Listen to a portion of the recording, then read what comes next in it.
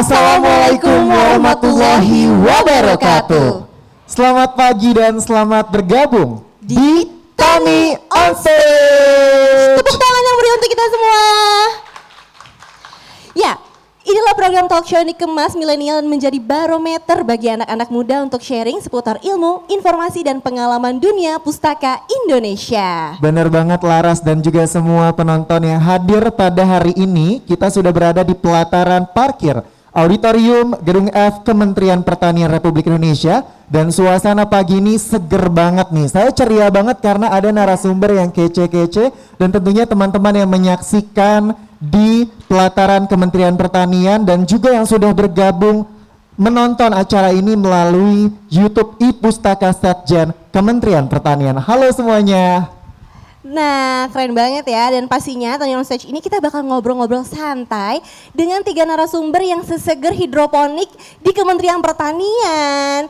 Nah, karena mereka selain itu mereka juga akan memberikan pengalaman-pengalaman yang unik tentang dunia pustaka Indonesia. Nah, kita juga mau mengapresiasi penonton yang ada di sini, mas-mas, mbak-mbak, karena telah mengedukasi diri kita sendiri untuk berbagi tentang wawasan dan menginspirasi petani Indonesia untuk lebih maju, mandiri, dan modern tentunya ya Zam ya. Benar banget, dan kita berharap acara ini juga memberikan pesan maju, mandiri, dan modern. Kita juga butuh sarana edukasi untuk belajar terus, dan kalau saya dan teman-teman tentunya belajar tentang pertanian, baca buku tentang pertanian. Kita boleh minta tepuk tangan lagi untuk Tani On Stage. Kita cek ombak sekali lagi kayaknya, terutama juga teman-teman yang menyaksikan melalui YouTube Setjen Kementerian Pertanian. Tepuk tangan online boleh? Pastinya semangat ya Ras yang nonton juga ya. Betul. Tapi tadi dulu dong Zam, kita perkenalkan diri dulu nih. Nah, perkenalkan hari ini yang akan memandu acara ini adalah Betari Laras dan rekan saya. Saya Zam Ibras. Tentunya di TOS edisi kali ini kita akan seru-seruan bareng membahas mengenai multitalentanya seorang pustakawan ya Laras ya. Betul. Dan tentunya acara ini juga mematuhi protokol kesehatan. Semuanya menggunakan face shield ataupun juga masker. Kemudian juga mencuci tangan, kita sediakan tempat pencucian tangannya dan juga social distancing. Saya sama kamu juga agak jauh ya Laras ya. Betul sekali, dan ini juga untuk penonton yang terhubung di sosial media juga ya, yang di situ juga pokoknya kalau lagi di bandara, lagi di jalan, nggak ada alasan untuk tetap memakai masker. Kalau nggak bisa cuci tangan, pakai hand sanitizer dan tentu saja menjaga jarak. Nah Zam, sebelum kita mulai kita ngobrol-ngobrol seru bersama 3 narasumber yang keren ini, yuk kita dengerin dulu sambutan dari Kepala Biro Humas dan Informasi Publik. Kepada Bapak Kuntoro Boga Andri PhD, kami silahkan.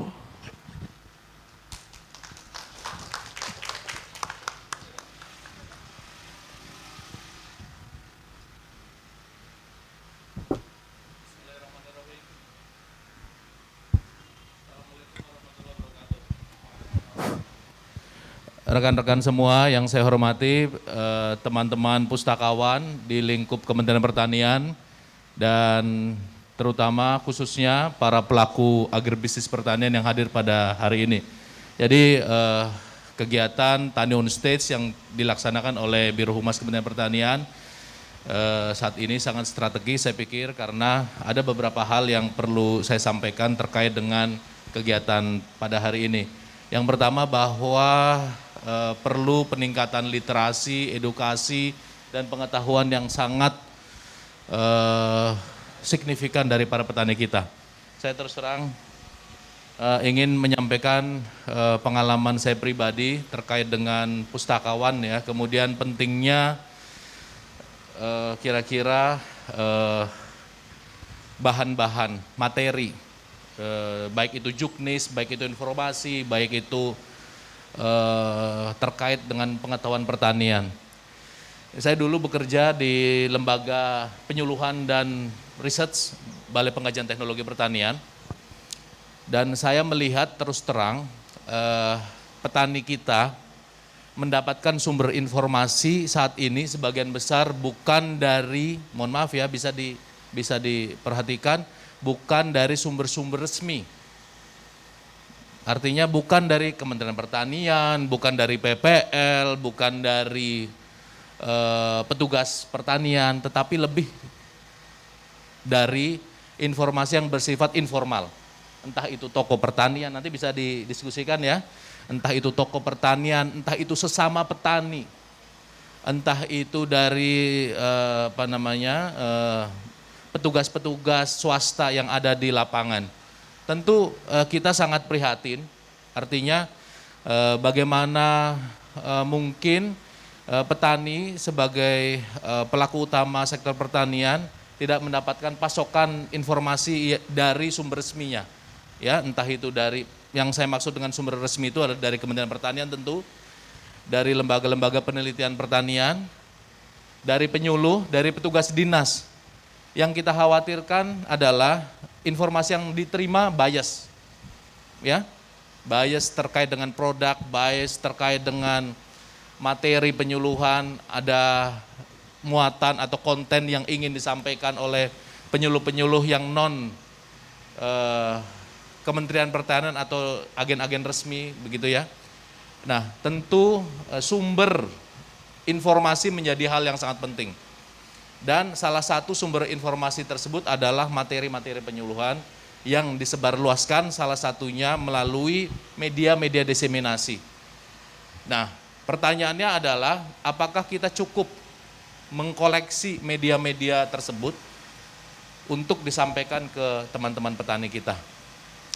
Yang saya dapatkan, pengalaman saya, ini terus terang ya saya sampaikan, di BPP itu, di Balai atau di Konstra Tani sebagai ujung tombak kegiatan penyuluhan pertanian, atau teman-teman petani, sangat-sangat minim memegang atau mendapatkan informasi-informasi terkait kegiatan usaha tani mereka. Sehingga yang mereka pakai itu ya materi-materi yang mereka dapatkan dari mana saja.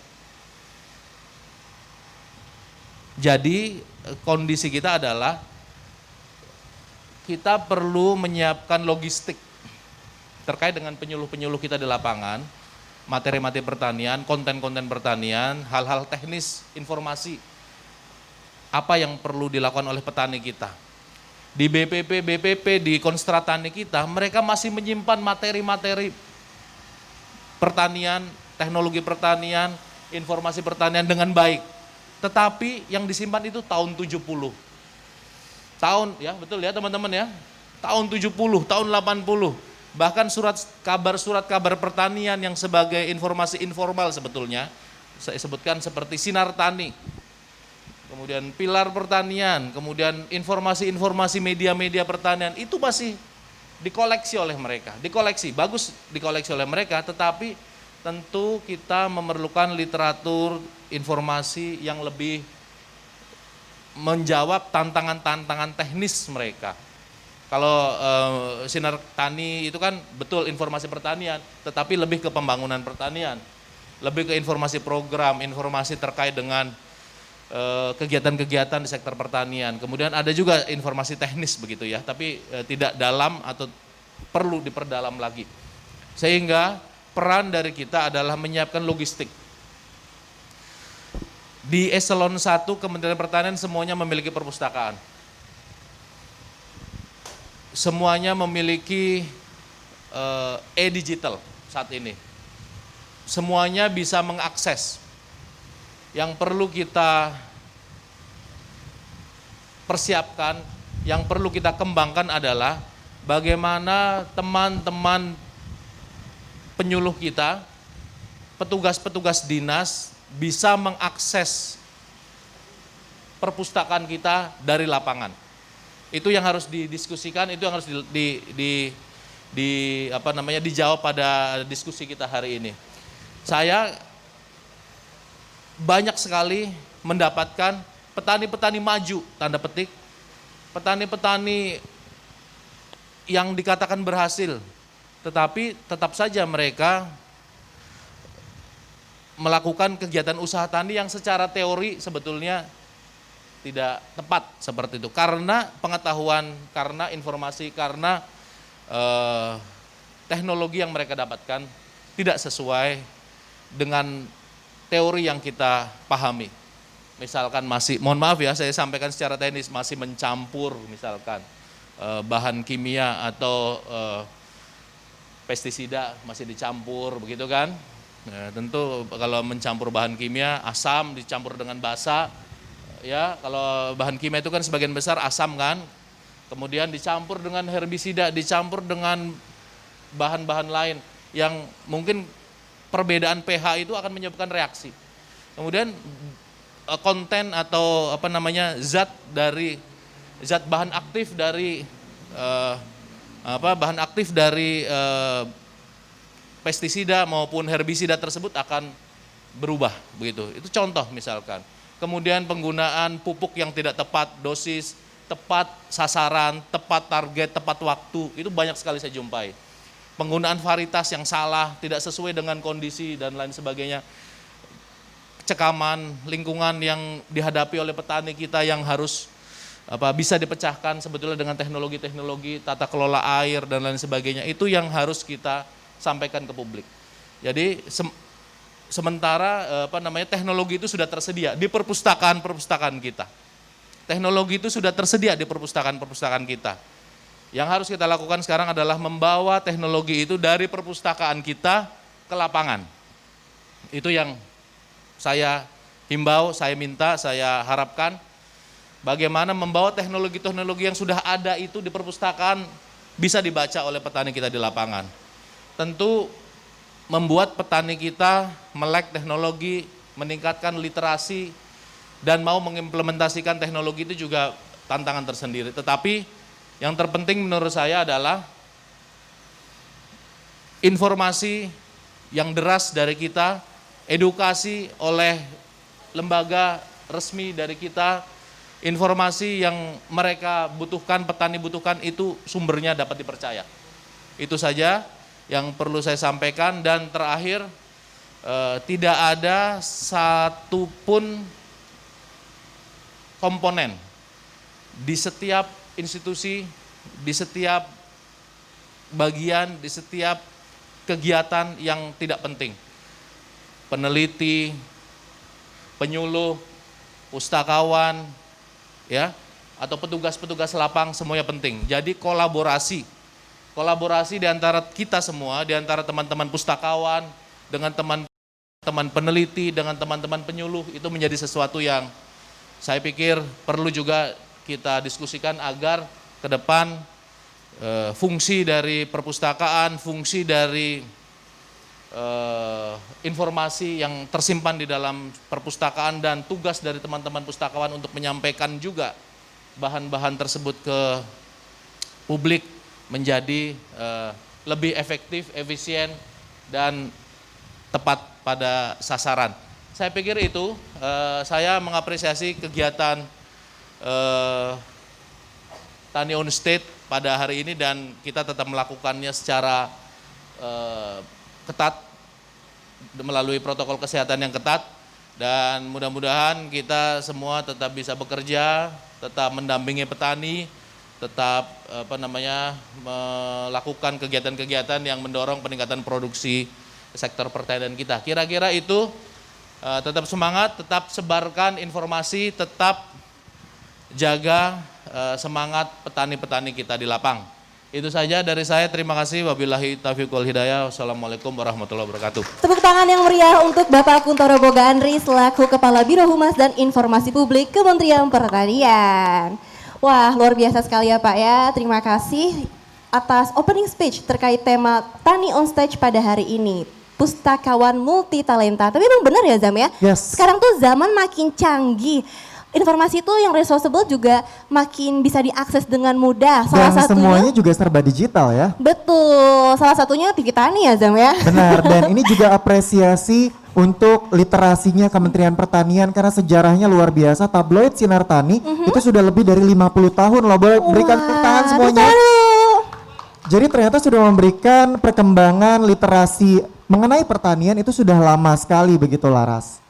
Tapi ya Zam ya, ngomong-ngomong soal tahun nih, Ya. nggak kerasa ya tahun 2020 tuh sudah ada loh, kita sudah hadir untuk di penghujungnya ya. Dan sudah banyak hal yang kita lakukan, kita sudah berjuang juga selama masa pandemi ini. Dan kalau udah ngomongin pandemi aku udah capek sih. Jadi pengen Iya, cepet-cepet betul. liburan kalau nanti pandemi selesai di 2021 Laras. Betul. Tapi kegiatan di rumah aja tuh jadi bikin aku Ya. keliling dunia loh Zam. Oh iya, Iya, secara virtual tapinya. itu karena banyak juga loh perpustakaan-perpustakaan di Indonesia dan instansi-instansi di berbagai daerah di Indonesia yang memberikan pariwisata virtual. Jadi kita bisa Betul. jalan-jalan dan melihat jendela pariwisata di daerah-daerah di Indonesia. Bahkan juga di seluruh dunia Laras. Wah, keren banget ya. Nah, sekarang nih kita kedatangan traveler asli, nggak kaleng-kaleng. Nggak kaleng-kaleng ya. Ini senang jalan-jalan juga. Bener. Dan katanya sudah menjelajahi lebih dari 44 negara. Nah, Kita aja 10 negara belum gitu ya. 10 negara belum ya? Ini udah 44 negara, jangan-jangan Zimbabwe juga udah nih Itu gitu dia. ya.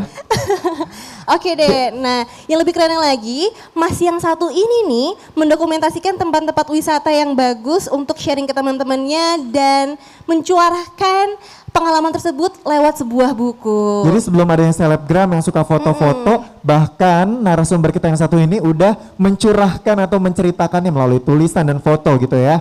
Betul, Kita jadi lihat Indonesia dulu ya, Fair. kira-kira siapa sih narasumber kita. Tapi sebelum itu kita mau nyapa dulu teman-teman yang menonton di YouTube-nya Isetjen Kementerian Pertanian. Halo semuanya, ajak teman-teman yang lain juga sebarkan linknya supaya semuanya nonton. Betul. Semakin banyak lagi yang nonton Tani on Stage. Ya, Gitu. Kita langsung aja. keren. Kita sudah sapa-sapa dulu, sapa-sapa manja dulu nih. Ada yang di sebelah sana dulu, kamu yang sapa Laras. Halo Mas, Halo, siapa nih Mas namanya Mas? oke, nama saya Arya Pandu. Arya Pandu. Yang ini bukan yang jalan-jalan. Iya yang ini nih. Yang ini. Tapi nanti dulu, katanya kita mau lihat videonya Mas Arya, tapi kita masih tunggu dulu. Sekarang aku mau sapa. Halo Mbak Mustika. Halo, Kabar baik ya? baik. Ini dari Bali langsung atau dari Kayangan?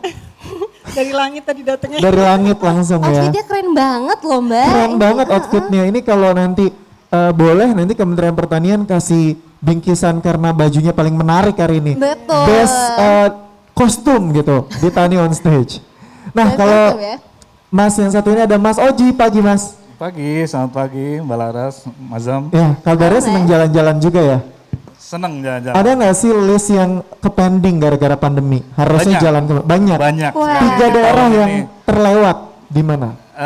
tahun ini sebenarnya saya mau ke Jepang atau ke Papua juga, sama ke Labuan Bajo, tapi gagal semua nih. Oh, oke. Kalau yang di sebelahnya Mbak Mustika senang jalan-jalan juga nggak sih? Dan tahun ini tuh sebetulnya punya rencana kemana tapi depending. Saya senang jalan-jalan dan jalan-jalannya kadang juga kalau sama pentas lebih senang lagi ya. Tahun ini yang gagal sama nih Mas kita Jepang. Saya mau ke Jepang nggak jadi. Oh harusnya ketemu di Jepang ya? Bang, wah, kebejannya berdua Zam. Iya. Kalau Mas Arya itu senang jalan-jalan juga dan udah 44 negara nggak bosen Mas? Jadi sebenarnya sebelum pandemi saya punya rencana road trip ya ke negara-negara ASEAN. Iya. Jadi coba lewat jalur kereta dari mulai Malaysia sampai ke Myanmar, terus Laos, balik lagi kalau bisa nyebrang ke Filipina. Cuma karena pandemi ini kurang bisa. lagi tidak mungkin. Mungkin tahun 2021 Mungkin insya Allah. 2021 ya Mas ya. Indonesia. Kalau butuh teman traveling mungkin bisa kita gitu. Tapi kita juga sebagai host juga banyak tempat atau agenda wisata yang tertunda. Gue sendiri itu tertunda ke Ragunan, Pasar Oh, Minggu, ya itu selama ampun. pandemi nggak bisa. Nggak bisa, jadi emangnya di Kementan aja, di Gedung Pia aja gitu.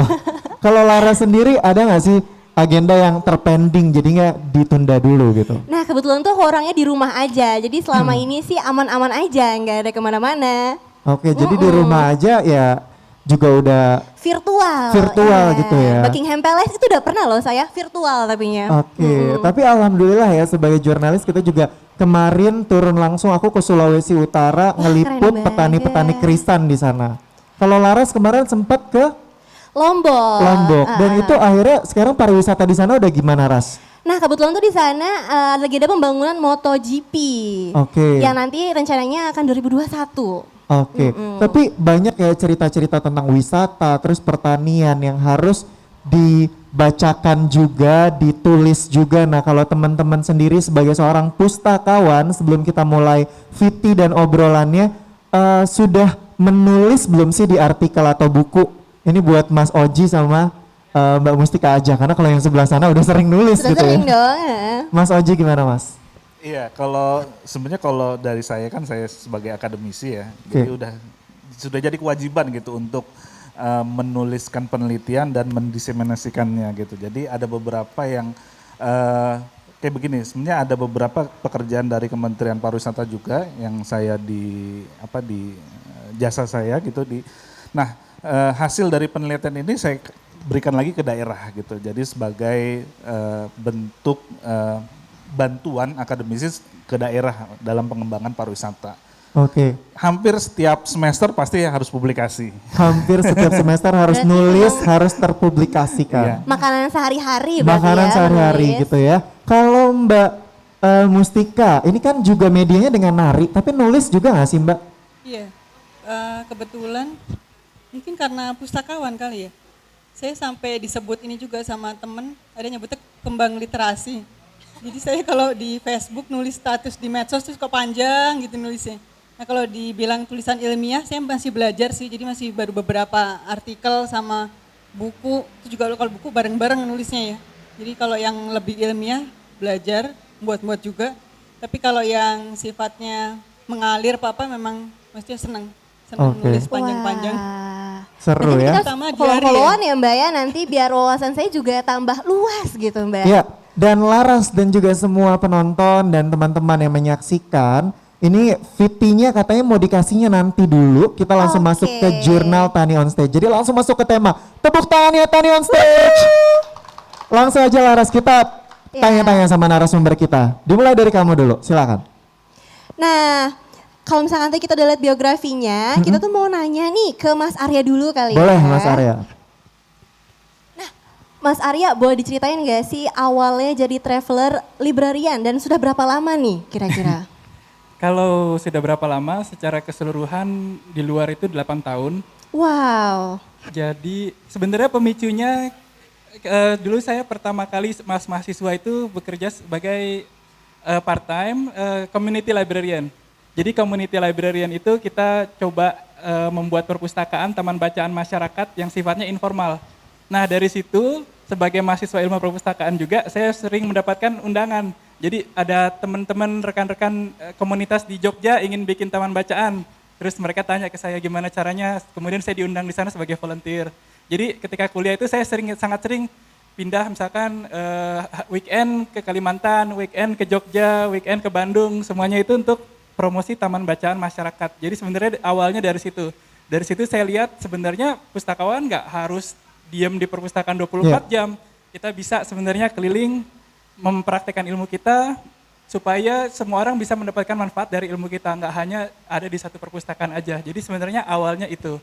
Kemudian setelah itu berkembang ke pekerjaan dan kemudian setelah itu kuliah. Oke. Jadi dari situ mulainya. Iya berarti dari sebelum lulus begitu terus memang suka baca dan tergabung di community seperti tadi, akhirnya sekarang keterusan gitu ya Mas ya. Iya, Tapi betul. kalau ngobrolin tentang 44 negara yang tadi disebut di awal, ini berkunjung dalam rangka apa dan gimana keseruannya? Oke, jadi sebenarnya saya waktu itu dalam proses ya. Jadi kan sebagai librarian ada kemandekan karir pada saat itu, kemudian berpikir bagaimana kalau saya update ilmu aja nih gitu. Jadi saya coba apply beasiswa, semacam pelatihan luar negeri seperti apa. Kemudian alhamdulillah pada saat itu dapat satu tawaran beasiswa untuk master. Kemudian saya ambil beasiswa itu pindah ke sana. Nah selama proses kuliah master itu saya punya banyak waktu untuk jalan-jalan sebenarnya. Jadi ada studi banding, volunteer juga, melihat kondisi perpustakaan seperti apa di sana, pustakawan di sana seperti apa bedanya sama seperti di Indonesia, sistemnya seperti itu. Kemudian setelah itu juga bekerja setelah kuliah, sama juga seperti itu juga, jadi punya kesempatan untuk mengunjungi banyak kota pada saat itu di Australia, mengunjungi banyak library di sana. Jadi sebenarnya mulainya dari situ, jadi saya coba karena traveling kan sebenarnya sesuatu yang Menyenangkan. cukup menyenangkan tapi juga butuh biaya dan waktu ya. Tetapi kalau kita sambil dengan kuliah atau dengan kerja itu sebenarnya hampir tidak berasa. Apalagi kan misalkan kita base di Melbourne, dari Melbourne mau ke Sydney itu jaraknya sudah dekat. Jadi bisa misalkan weekend ke Sydney lihat apa, weekend ke Ballarat lihat apa. Jadi seperti itu. Kemudian setelah itu habis selesai kerja, bosen, ada tawaran lagi untuk beasiswa S3 di Eropa, saya ambil lagi, kemudian Oke. dari situ juga dimulai dari Tepuk situ. tangan boleh gak sih? Ini aku iri banget loh Ras Iya. dengerin ceritanya. Mas tapi itu dari jalan-jalan itu, apalagi Eropa kan negaranya deket-deket ya. Nah itu keseruannya ditulis gak sih? Iya, sebenarnya sangat banyak keseruan yang saya tulis juga sebagai warning buat teman-teman. Misalkan kita tahu kan kejadian perang antara Armenia Azerbaijan yang Oh, iya. baru beberapa bulan kemarin. Sebenarnya waktu itu saya 2 tahun lalu di situ ada di Azerbaijan. Saya baru tahu di situ kalau kita sudah pernah ke Azerbaijan, kita tidak boleh ke Armenia. Oh ada catatannya Sebenarnya. gitu ya? Jadi ketika di perbatasan nanti paspor kita diperiksa, nanti diinterogasi kemana aja gitu. Jadi apalagi ke daerah yang jadi sengketa di situ, Nagorno-Karabakh. Kalau kita pernah ke sana dari Armenia, kemudian masuk Azerbaijan, dilihat di paspornya ada, kita bisa dipenjara. Oke. Jadi Mengerikan ya? mengerikan. Jadi itu hal-hal yang orang-orang jarang tahu. Bahkan sesama orang Eropa sekalipun, jadi ada teman juga orang Finlandia, kita Ya. masuk bareng, dia tidak boleh masuk.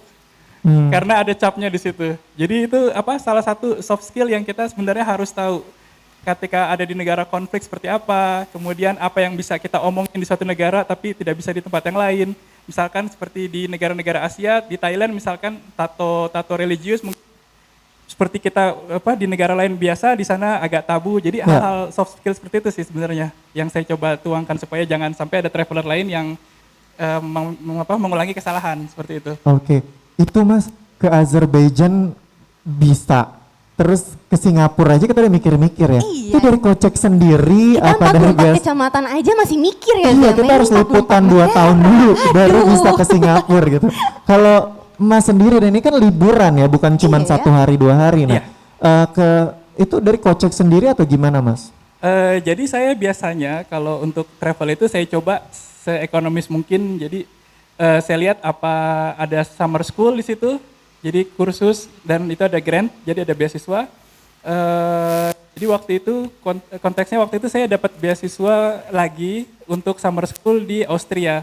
Nah dari Austria itu untuk ke Azerbaijan udah cukup dekat gitu. Jadi nggak dekat-dekat banget tapi untuk ke pesawat dekat. Kemudian konsep traveling saya kan backpacker.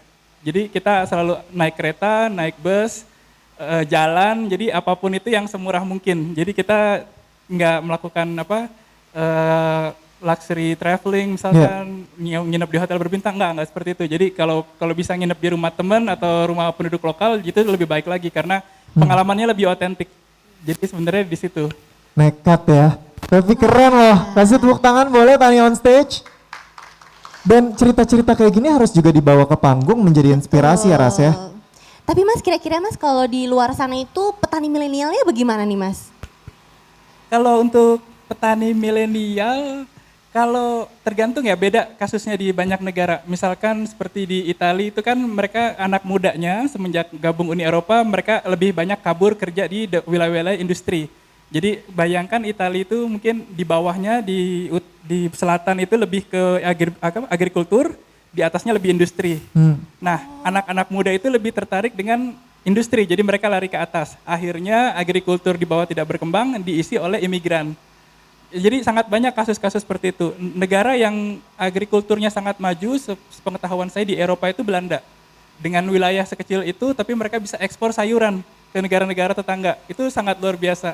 Bahkan mereka bisa bertani di atas laut. Hah, bertani di atas Jadi laut Mas? secara harfiah sebenarnya, karena kan tanahnya mereka diperpanjang itu reklamasi. Jadi itu tanah reklamasi, cuma tanah urukan, tapi dia bisa bertani di atas itu. Jadi memang teknologi rekayasa agrikulturnya sangat luar biasa dan sebagai mantan teman Indonesia, sebenarnya kita harus belajar banyak dari Belanda. Ya. Karena Indonesia ini punya matahari sepanjang tahun. Belanda itu negara 4 musim, dia cuma bisa tanam di musim panas. tapi ekspornya bisa kemana-mana. Jadi itu sebenarnya yang harus bisa memotivasi kita. Kita punya matahari gratis panjang tahun, kenapa kita nggak bisa? Seperti itu. Oke. Betul banget. Aku mau kayaknya mau cerita-cerita lagi sama Mas, tapi sebelumnya ini aku mau tunjukin ke semua penonton gimana keseruan dan profilnya dari narasumber Arya ini, kita. betul. Langsung aja, Mas Arya ini dia VT-nya untuk teman-teman semua.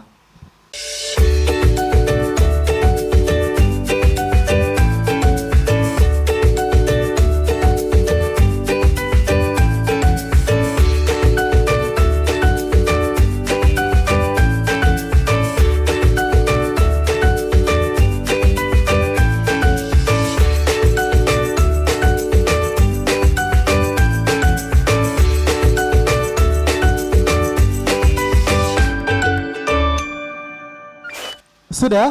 Tepuk tangan boleh? Halo. Tapi dari foto-foto tadi dengan teman-temannya di luar negeri yang saya mau tanyakan dan ini sudah banyak pesanan pertanyaan yang masuk adalah sudah dapat tambatan hati Mas di luar sana? Atau mungkin dapat cewek-cewek perpus yang baca melihat dari bilik-bilik buku gitu atau bagaimana? Ya ada beberapa kenalan. Oke. Tapi nggak 44 kenalan ya Mas? Zam? Berapa loh? Berarti banyak ini ya Mas ya? Aduh. Aduh. Tapi di antara pengalaman-pengalaman itu aku pengen tanya tadi mengenai pertanian sih karena kita di pertanian. Kalau di sana nyebut beras atau padi apa nih? Ada nggak sih cerita-cerita unik bahasa padi? Kalau di sini kan nyebutnya padi. Padi. Kalau di sana nyebutnya apa? Kalau di beberapa negara yang Mas notice gitu. Oke, kalau untuk Spanyol, Ritz. Rich. Oke. Kalau Italia, Rizzo. Nggak boleh merek nih. Rizzo. Oh bukan ya? Rizzo. Rizzo, oke. Jadi kan kita punya, di Italia kan ada risotto. Risotto.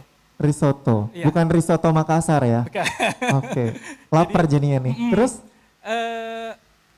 Nggak terlalu banyak sih ya negara Eropa yang makan beras padi maksudnya secara umum. Karena Italia pun berasnya tipenya beda. Mereka lebih bulat, lebih pra ya, kayak beras pra. Varietasnya beras arborio. Oke. Jadi itu saya waktu itu karena itu beras paling murah di sana, mau nggak mau saya makan. Itu saya rebus pun masih keras, nggak enak. Oke. Tapi beras Thailand mahal. Tapi Ya, apa sebetulnya tips supaya bisa jalan-jalan dan juga nggak Berkarya ya Zam ya, maksudnya Iya, tetap benar. nulis juga. bisa nulis juga gitu? sebenarnya sih kalau untuk jalan-jalan kita harus lihat dari motivasi awalnya dulu itu untuk apa. Kalau misalkan sebagai agribisnis misalkan kita ingin studi banding melihat bagaimana misalkan penyilangan tanaman buah-buahan di Thailand misalkan. Itu akan jauh lebih terarah dan akan lebih fokus. Jadi sebenarnya kalau kita ingin sudah tahu tujuan kita seperti apa, kita bisa menemukan jalan. Misalkan kita bisa apply semacam beasiswa atau grant misalkan dari departemen terkait, bisa juga dari universitas di sana. Jadi bisa memotong biaya sekaligus juga lebih terarah mau seperti apa gitu. Karena banyak orang yang traveling tapi mereka tidak bawa apa-apa kecuali selfie misalkan. Jadi sia-sia waktu dia, sia-sia uang dia. Jadi pertama-tama tentukan tujuan kita untuk apa. Misalkan fokus kita untuk agribisnis atau misalkan untuk studi banding, tentukan lokasinya seperti apa. Jadi planning traveling itu juga penting di situ. Dan ini juga menarik bahwa ternyata ketika berwisata ke luar negeri, kita sebetulnya jadi warga negara Indonesia yang nanti mau bawa pesan pulang lagi ya untuk bisa kasih dampak sama masyarakat. Tepuk tangan dulu boleh? Tapi aku izinin Mas, ini pasti teman-teman Mas yang ada di Azerbaijan atau yang ada di apa gitu negara-negara Itali atau Australia Itali, Spanyol, mungkin. mungkin disapa dulu boleh? Di kamera sebelah sana atau sebelah sini nih. Silakan. Pakai bahasa apa? Pakai bahasa Spanyol dulu. Kayak Dora, kita Dora and Boots. Bukan ya? Coba pakai bahasa yang Mas mau sapa. Ada teman yang paling banyak nontonnya di mana? Australia kali ya. Boleh ya, Australia. Boleh. So hello, it's me guys, Arya. Nice to see you guys again. So I hope you guys watching this show together, and don't forget to click subscribe and like this channel. And I hope to see you soon after the COVID-19. Bye. Oke, bahaya. Ini udah kayak vlogger ya. Iya. Ini udah bisa digantikan nih nge-vlog nanti dia sama Pak Menteri. Tapi nanti kita lanjutkan lagi. Kita mau ajak teman-teman semuanya untuk nanya karena nanti akan ada gift spesial Jadi Betul boleh tanya sama sekali. Mas Arya dan narasumber yang lain. Nah, ada satu pertanyaan lagi, ini katanya titipan produser nih ya. Bagaimana pertanian yang ada di luar sana, Mas? Tadi Laras juga udah tanya, tapi secara garis besarnya apa yang perlu dipelajari dari Indonesia, dari negara lain untuk Indonesia? Oke, kalau untuk dari negara lain ke Indonesia, kalau sebenarnya sih apa yang ada perbedaan drastis ya antara Indonesia dengan negara-negara 4 musim. Pertama, Indonesia itu tanahnya sangat subur karena kita punya sangat banyak gunung. Jadi tanpa pupuk-pupuk kimia pun sebenarnya sudah sangat cukup. Kedua, kita negara 1 musim, kita hanya punya matahari sepanjang tahun, mungkin sama hujan ya. Tapi dengan kombinasi seperti itu sebenarnya produksi kita bisa berlimpah. Tapi mungkin yang jadi masalah yang tidak ada di sana dan ada di sini adalah jumlah penduduk yang berlebih.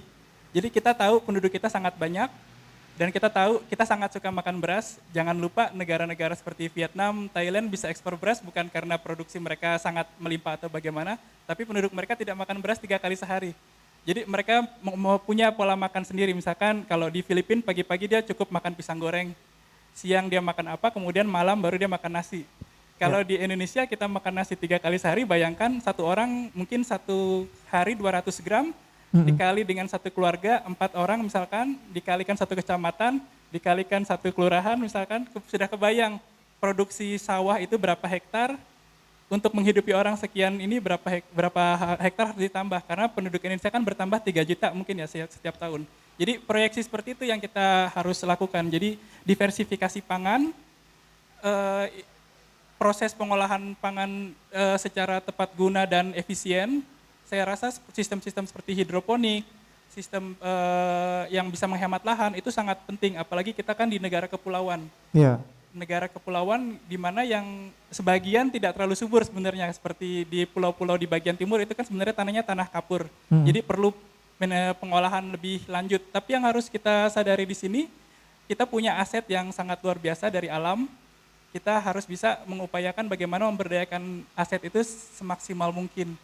Kalaupun negara-negara lain bisa sukses meskipun dia negara 4 musim, mereka memerlukan modal yang besar. Mungkin mereka membutuhkan listrik untuk pemanas misalkan, mereka butuh riset untuk pupuk kimia dan sebagainya. Tapi sekali lagi kita tidak bisa main copy paste, misalkan sukses di sana bisa diaplikasikan di sini. Kita harus lihat apa yang kita punya, apa yang kita kurang, bagaimana cara bisa kita mengembangkan. Jadi ya saya rasa perlu riset lebih mendalam sih untuk bisa langsung. Baik. Dan ini menarik sekali karena keren ya. diversifikasi pangan penting ya Laras ya. Jadi nggak Betul. cuma beras, beras, dan beras. Semoga nanti bisa diterapkan di Indonesia tapi nggak langsung karena kan pola budayanya beda juga gitu ya. Tepuk tangan boleh semuanya. Kita lanjutkan lagi nanti tanya-tanya sama Mas Aryanya, teman-teman juga boleh tanya tapi kita bergeser ke narasumber di sebelahnya Laras.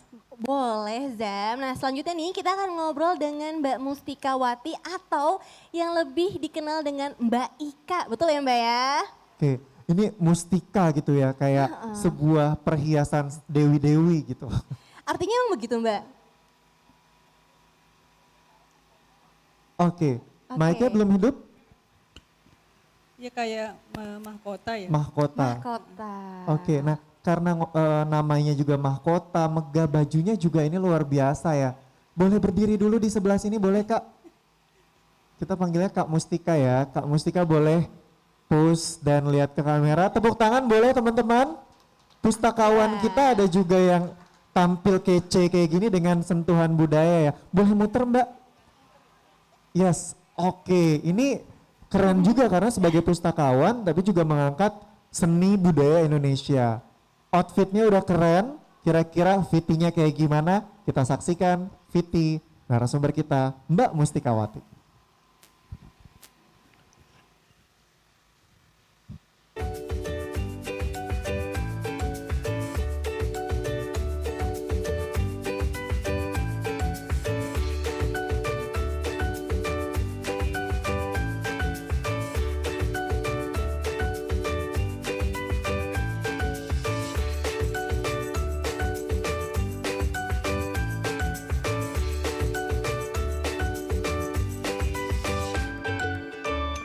Tepuk tangan Tangan dulu. yang meriah untuk Mbak Mustikawati. Oke, Mbak Mustikawati nih aku perhatikan di VT tadi itu pinter banget pose ya. Bahkan dengan buku-buku tampil kece, instagramable banget. Nah kalau misalnya itu di foto sekarang kalau secara langsung kita tunjukin bisa nari dikit Mbak? Kita ajak Oh. rekan untuk Boleh. nari juga ya. Oke, jadi mau ajak yang lain juga boleh ya. Kita langsung, ini dia Mbak Mustikawati. Oke, kita nari kembang girang ya. Ini mungkin musiknya udah disiapin. Boleh, sudah siap Mbak. Mic-nya boleh disimpan di sana. Teman-teman Kita boleh ikutan juga nanti. nggak nih, Zab? Boleh kita ikutan ke sini. Boleh dibantu Kita Mbak. bareng-bareng. Mari, oke. Silahkan musik. Oke, nanti boleh disamperin aja Mbak, siapa tahu mau berdiri. Oke, ini dari musik aja udah balik, kita serasa lagi ke Denpasar ya Laras ya. Wah iya benar banget ini. Oke, suaranya oh, Jimbaran suaranya mana? Oke, ini kalau ada es kelapa muda enak ya rasanya. Iya ya. Gimana orang-orang nggak mau baca ya ke perpustakaannya Pustakawannya seperti DPR ini. RI ya? Nanti kayak kru kita juga besok akan ke sini mulu nih ya, ke perpustakaannya parlemen ya.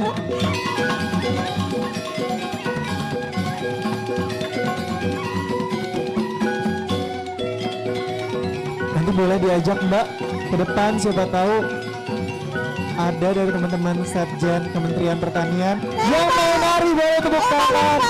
Wah, ini langsung disawer ya Ras ya. Tepuk tangan semuanya tadi on stage. Ternyata orang-orang Kementerian Pertanian bisa nari juga ya Ras ya. Iya loh. Dan sebagai informasi di Bali sana kalau mau panen raya atau tanam raya ada kesenian-kesenian seperti ini untuk melakukan panen raya sebagai bentuk rasa syukur. Kita berikan lagi tepuk tangannya untuk Tani on stage kali ini. Wah keren Kita banget. boleh di sini dulu Anda. ngobrol-ngobrol. Saya ambilkan mic-nya. Laras, itu kamu mending latihan mungkin habis Iya pulang loh kerja Mbak, ini nanti kayak ya. kita harus latihan bareng nih Mbak. Tapi media seni tari seperti itu sudah dipelajari sejak kapan dan apakah untuk tambahan strategi ketika bekerja sebagai seorang pustakawan atau sudah lama menguasai itu? Kebetulan saya suka nari ini karena mama saya ya. Ya. Dulu jadi waktu kecil mungkin peran orang tua sebenarnya penting ya untuk mengarahkan anak-anak. Jadi pas kecil udah dikasih langsung kursus untuk tari Bali. Dari situ saya udah mulai suka. Jadi udah mulai belajar nari. Maaf sih sambil ngos-ngosan nih. Nggak apa-apa, Iya Mbak. loh ini. Iya. Nah terus kalau menggunakan apa enggak saya tari-tarian ini untuk bekerja sebagai pustakawan, Ya. yang saya rasakan jadi pustakawan itu mesti punya berbagai cara ya, beragam cara untuk bisa kreatif mendekatkan dirinya ke pemustaka-pemustaka. Nah kalau saya, cara yang saya pakai dengan masuk ke arah budaya dan tari-tarian. Jadi saya di perpustakaan sendiri itu jadi tempat yang terbuka untuk teman-teman berlatih nari, kemudian ada gamelan-gamelan gitu ya untuk ngisi acara, dan saya pun juga akhirnya dipanggil juga, jadi makin lama makin terhubung dengan komunitas-komunitas tari maupun gamelan di kantor. Nah orang-orangnya otomatis datang ke perpustakaan. Tapi teman-teman kantor dukung Mbak dengan strategi seperti ini? Ya jujur kalau untuk tari dan budaya itu kita butuh tempat dan ruang untuk tampil ya. Ya. Jadi saya terus terang untuk menuju sampai saat ini kayak bertahap dan sangat berproses cukup lama. Dari mulai yang kita kecil mungkin 5 orang, terus kita yang ngajar sendiri, sampai akhirnya sekarang setelah kenalan makin banyak dan akhirnya dekat dengan, maksudnya ada yang pejabat yang tahu, udah mulai akhirnya diangkat. Nah di situ kita akhirnya kayak saling tahu dan makin banyak yang makin menghargai tari-tarian dan budaya. Wah ada berapa orang nih Mbak sekarang komunitasnya? Sekarang ya, saya punya anggota komunitas tari parlemen itu jumlahnya 25 dan itu udah beragam ya, jadi nggak cuman pustakawan aja, tapi justru malah dari macam-macam, ada perancang undang-undang, ada peneliti, pokoknya semua kita kayak bergabung di situ dan otomatis pada saat ngobrol akhirnya kita ngobrolin semuanya secara natural dan cair ya. Jadi di situ kita lebih mudah berbagi sebenarnya. Sebagai seorang librarian dancer, ini dimulainya dengan sendiri dulu atau memang di kantor sudah direncanakan ini strateginya nih dengan librarian dancer? Balik lagi tadi karena saya pikir pustakawan mesti punya hobi dan hobi itu dikembangin untuk menguntungkan pelayanan.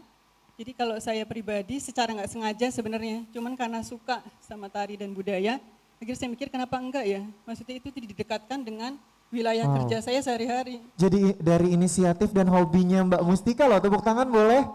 Ini membantu pemerintah juga ya Ras ya? Betul sekali. Dah Mbak, ini kira-kira tarinya itu tradisional aja atau merambah ke yang internasional Mbak? Kalau tarian baru-baru ini kami kan juga ada kayak pengajar mulai kolaborasi. Itu kita kolaborasi ada namanya tari, tahu ini nggak ya, Thousand Hand yang dari mana? Thousand Hand dari Thailand. Itu kan dia tariannya banyak gitu. Itu sebenarnya tarian bukan dari Indonesia, cuman kita kolaborasi dengan tari Bali.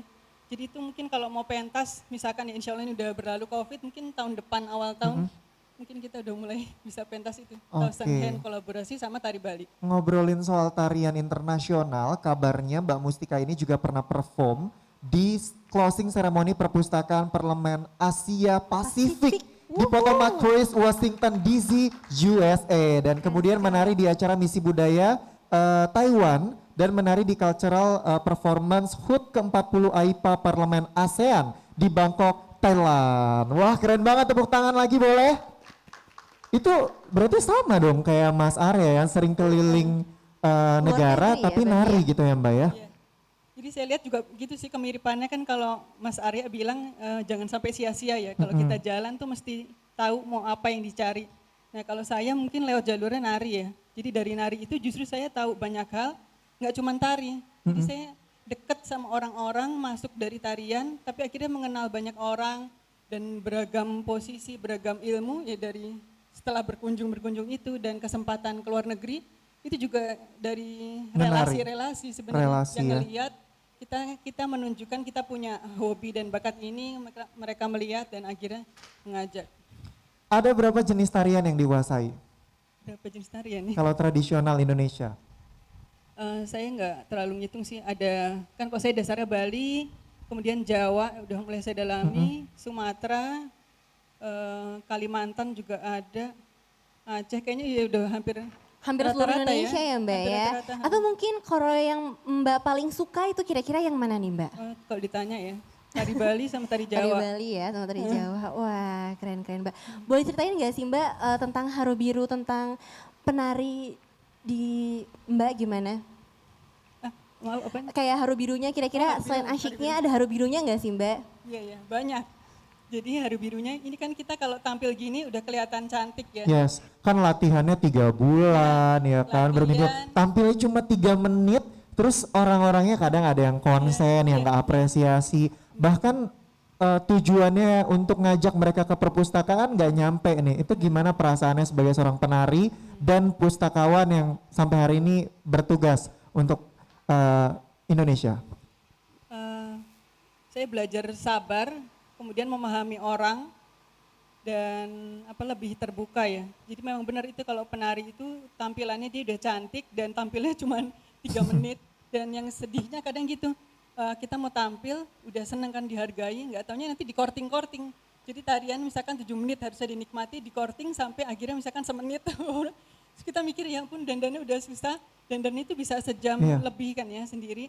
Terus nanti udah dihapus gitu. Jadi kita kadang suka ya mungkin memang mesti pelan-pelan. Nah masuknya. tuh, jangan suka potong-potong rundown ya. Apalagi untuk seniman kayak gini. Jadi memang harus diberikan tempat. Kalau memang karyanya 7 menit ya tampil gitu. Karena nanti ceritanya ya Mbak Iya, dari ceritanya. tarian itu ya.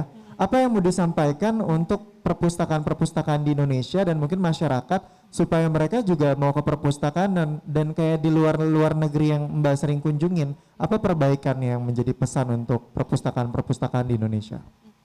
Saya tertariknya ini ya, kita coba melihatnya sekarang nih, apalagi kan ya Mas, ini udah pandemi begini, saya juga dari sharing-sharing yang secara online itu akhirnya malah terbuka perpustakaan itu saat ini itu harusnya lebih memahami lagi pemustaka atau manusia sebenarnya.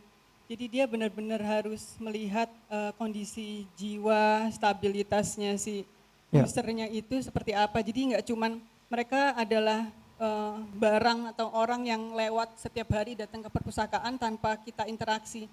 Jadi justru itu pentingnya menurut saya interaksi walaupun online. Tapi gimana caranya kita bisa tahu selain mendapatkan kebutuhannya tentunya ya, tapi benar-benar perpustakaan itu memberikan nilai gitu. Jadi dia begitu kenal dengan perpustakaan atau pustakawan, dia bisa lebih baik lagi di hal apapun. Oke.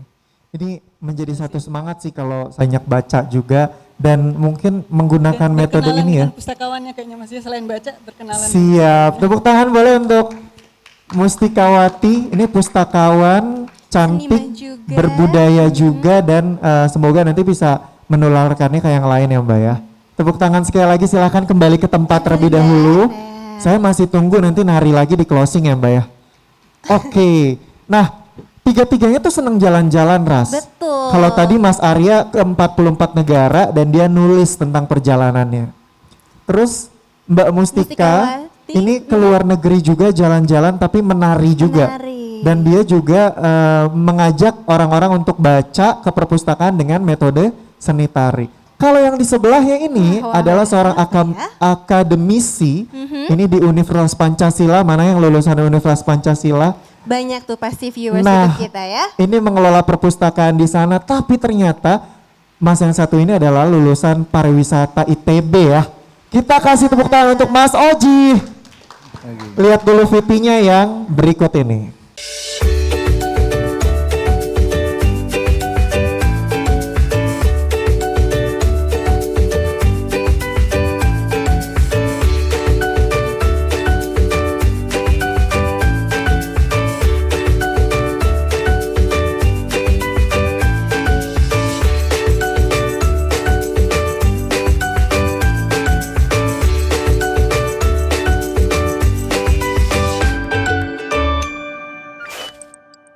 Tepuk tangan sekali lagi Tani on stage.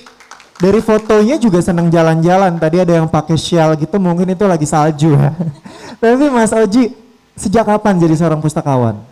Sebenarnya saya bertugas sebagai kepala pusat kajian di Universitas Pancasila, khususnya pariwisata ya. Jadi sudah 2 tahun mengelola lembaga kajian yang di dalamnya juga pusat informasi juga gitu. Jadi mungkin kalau dibilang perpustakaannya ya sekitar 2 tahun.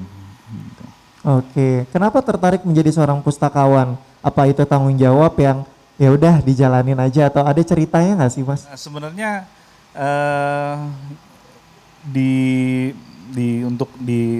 saya ya sebagai akademisi ini sebenarnya kan bukan hanya untuk diri sendiri gitu, tapi untuk dibagikan juga ke publik gitu. Jadi ilmu yang atau hasil penelitian ini harus dipublikasikan juga. Nah, jadi apalagi di kampus, perpustakaan itu jadi tempat yang penting gitu. Jadi sebagai sumber informasi bagi masyarakat juga, bagi teman-teman mahasiswa juga. Tadi sebelum mulai kita ngobrol banyak tentang keluarga Mas Oji yang juga senang membaca, mengkoleksi buku. Dari situ ada hal yang ingin dibagikan kemudian di kepekerjaan sekarang gitu Mas? Iya, jadi orang tua saya guru gitu, jadi di rumah itu kalau yang lain mungkin banyak interiornya yang sofa yang bagus, tapi di rumah saya itu kebetulan buku banyaknya gitu. Jadi dan itu yang saya tularkan juga ke teman-teman mahasiswa gitu. Saya menganggap kalau buku itu jangan ditakuti gitu, kalau ada tugas baru pegang buku, tapi anggap buku itu sebagai kebutuhan gitu. Jadi karena jangan bilang juga buku itu jadi hobi membaca gitu, tapi jadi kebutuhan gitu. Kalau kita makan, kita bernafas, ya buku itu sebagai pegangan kita dalam kehidupan gitu. Nah jadi saya selalu bilang gitu, jangan buka buku ketika ada tugas gitu, jangan jadi beban baca buku, tapi baca buku itu ya suatu hal yang harus dinikmati. Dan mahasiswanya di Universitas Pancasila gimana Mas? budaya literasinya udah bagus atau belum? Apa yang ingin disampaikan mungkin untuk Sebenarnya teman-teman? jadi tantangan kita juga bersama ya, generasi milenial, generasi Z ini kan sebenarnya agak alergi juga gitu pegang buku gitu. Jadi mungkin lebih banyak ke pegang gadget gitu atau mungkin di laptop juga. Nah ini jadi sebenarnya tantangan bagi perpustakaan ya, secara mungkin nggak hanya di Indonesia tapi di dunia gitu untuk mendigitalisasi gitu. Jadi lebih apa, bisa lebih akrab juga ke teman-teman yang generasi milenial dan generasi Z ini. Jadi itu mungkin tantangan buat kita juga. Tidak dipungkiri juga sih sebenarnya susah gitu untuk nyuruh baca gitu. Dan tapi yang ketika saya memberikan permasalahan dan harus dijawab, saya tawarkan buku ke teman-teman mahasiswa dan sebagian besar berhasil gitu. Oke, dan strategi digitalisasinya sejauh ini yang dilakukan perpustakaan yang Mas kelola bagaimana? Sudah masuk ke arah sana? Sudah, jadi apalagi begini, semenjak bulan Maret gitu ya, udah awal pandemi, semuanya itu udah digitalisasi. Jadi teman-teman yang membuat skripsi, yang membuat laporan, itu bisa mengakses perpustakaan secara digital. Dan itu sebenarnya jadi apa ya, mungkin sebenarnya momen pandemi ini bisa merubah gitu ya, bisa merubah pola pikir dari tidak hanya mahasiswa tapi masyarakat umum untuk bisa membaca lebih banyak informasi, tidak hanya buku tapi dari platform-platform lainnya untuk menambah ilmu pengetahuan, karena kan mungkin tidak bisa ke perpustakaan langsung, tidak bisa jalan-jalan gitu ya. Jadi sebenarnya bisa dilakukan secara online dan penting sangat untuk mendigitalisasi perpustakaan. Nah, kalau Mas sendiri ini website mana yang menjadi favorit untuk referensi buku-buku yang Mas suka? Untuk rujukan? Untuk buku, Kira-kira apa nih? sebenarnya kalau saya jarang banyak buku ya, tapi lebih banyak akses jurnal. Karena kan Akses kalau jurnal. sebagai akademisi, Berat ya? Jurnal gitu Tapi ya? boleh dicatat loh ini Sobat Tani yang suka revisian. Iya. Oke. tapi jangan takut sebenarnya kalau Jangan takut revisi ya. itu kan sebenarnya mungkin semua Oh, jadi Mas tukang revisi ya? Tapi jurnal bener tadi kata Laras, kita sebagai mahasiswa pasti pengen tahu apa sih yang bisa menjadi referensi website-website Betul. begitu untuk akses perpustakaan digital atau jurnal-jurnal yang tadi dimaksud.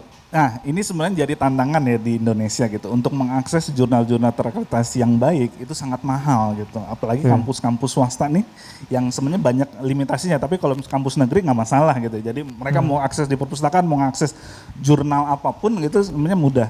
Nah, tapi sebenarnya juga bisa ya banyak cara sih sebenarnya untuk bagaimana bisa minta tolong ke dosennya gitu sebagai mahasiswa. Pak, saya punya mau akses manuskrip ini tapi nggak bisa, tapi tolong dong di ini.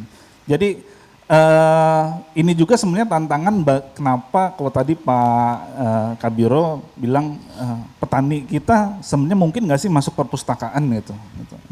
Itu kan jadi tantangan gitu sebenarnya. Sebenarnya bisa aja gitu masuk perpustakaan. Apalagi perpustakaan daerah hari ini kan bagus-bagus gitu ya. Nah. Perpustakaan daerah itu sangat bagus-bagus gitu. Wifi-nya kencang-kencang loh Mas.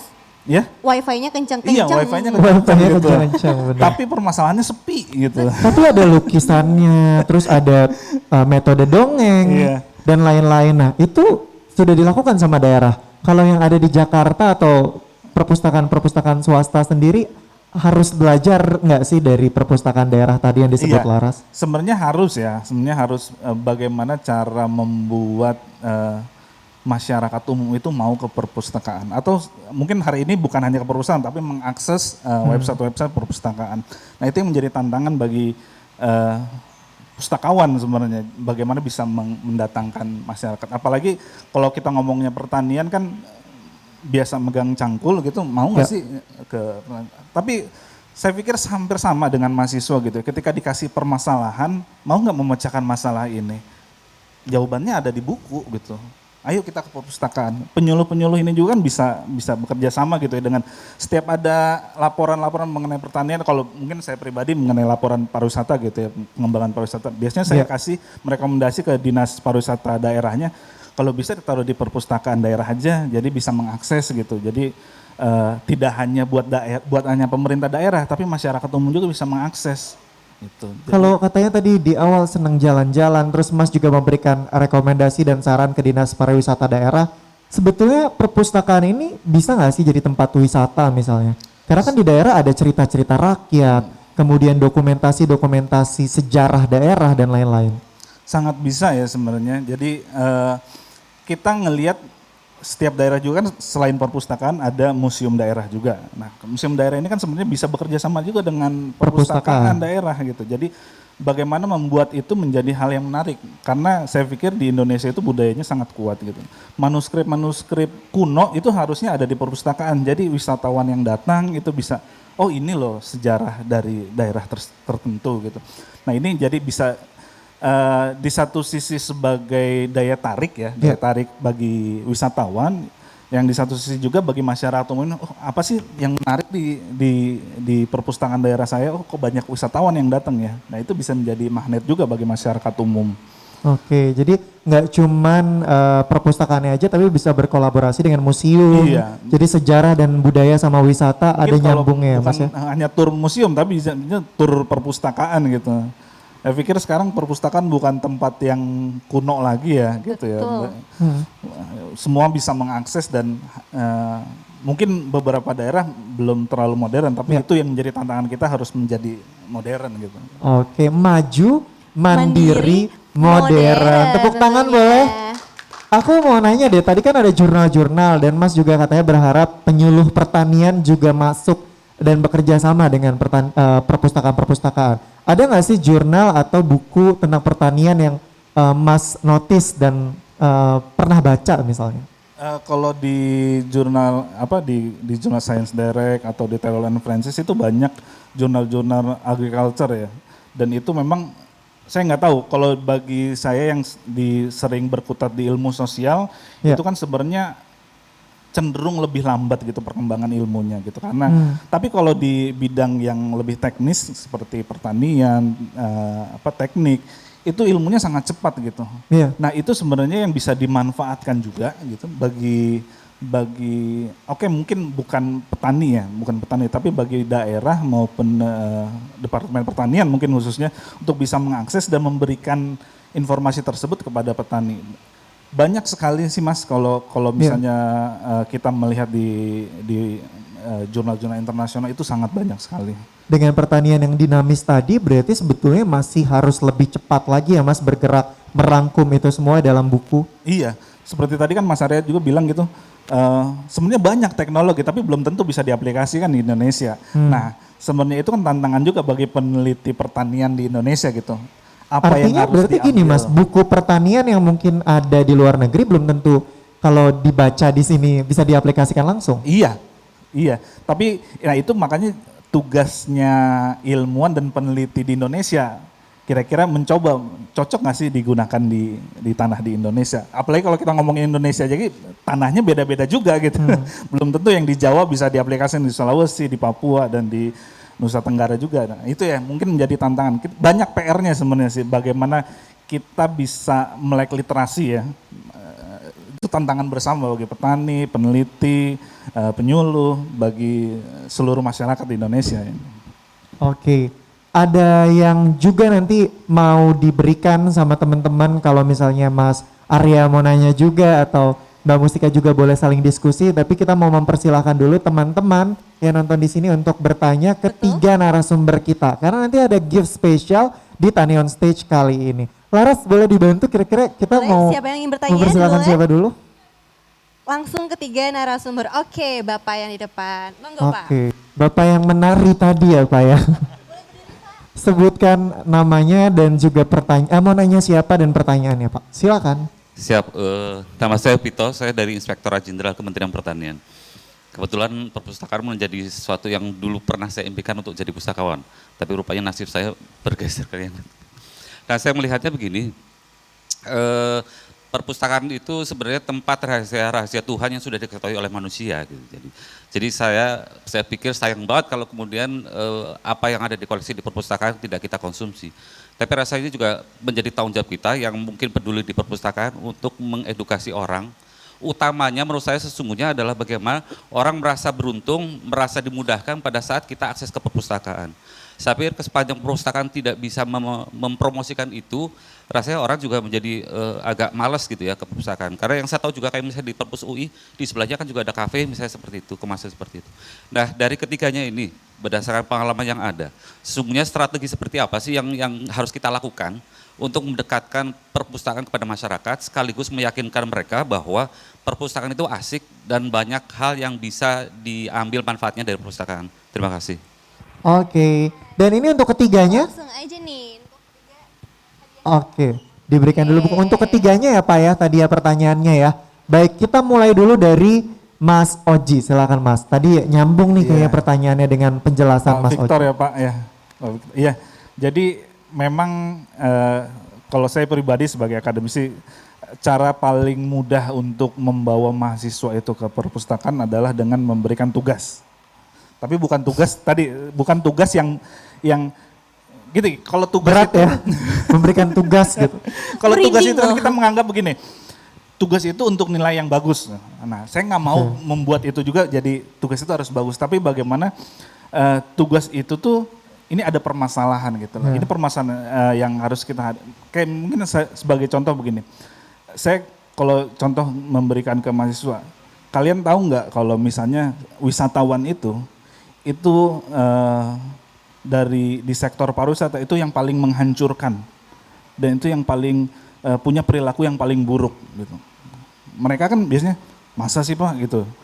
Coba apa? Kalau misalnya budaya misalnya orang barat gitu bawa ke Bali, orang Bali jadi kebule-bulean. Terus misalnya membuang sampah sembarangan. Coba wisatawan itu yang paling jahat kan. Mereka nggak percaya biasanya.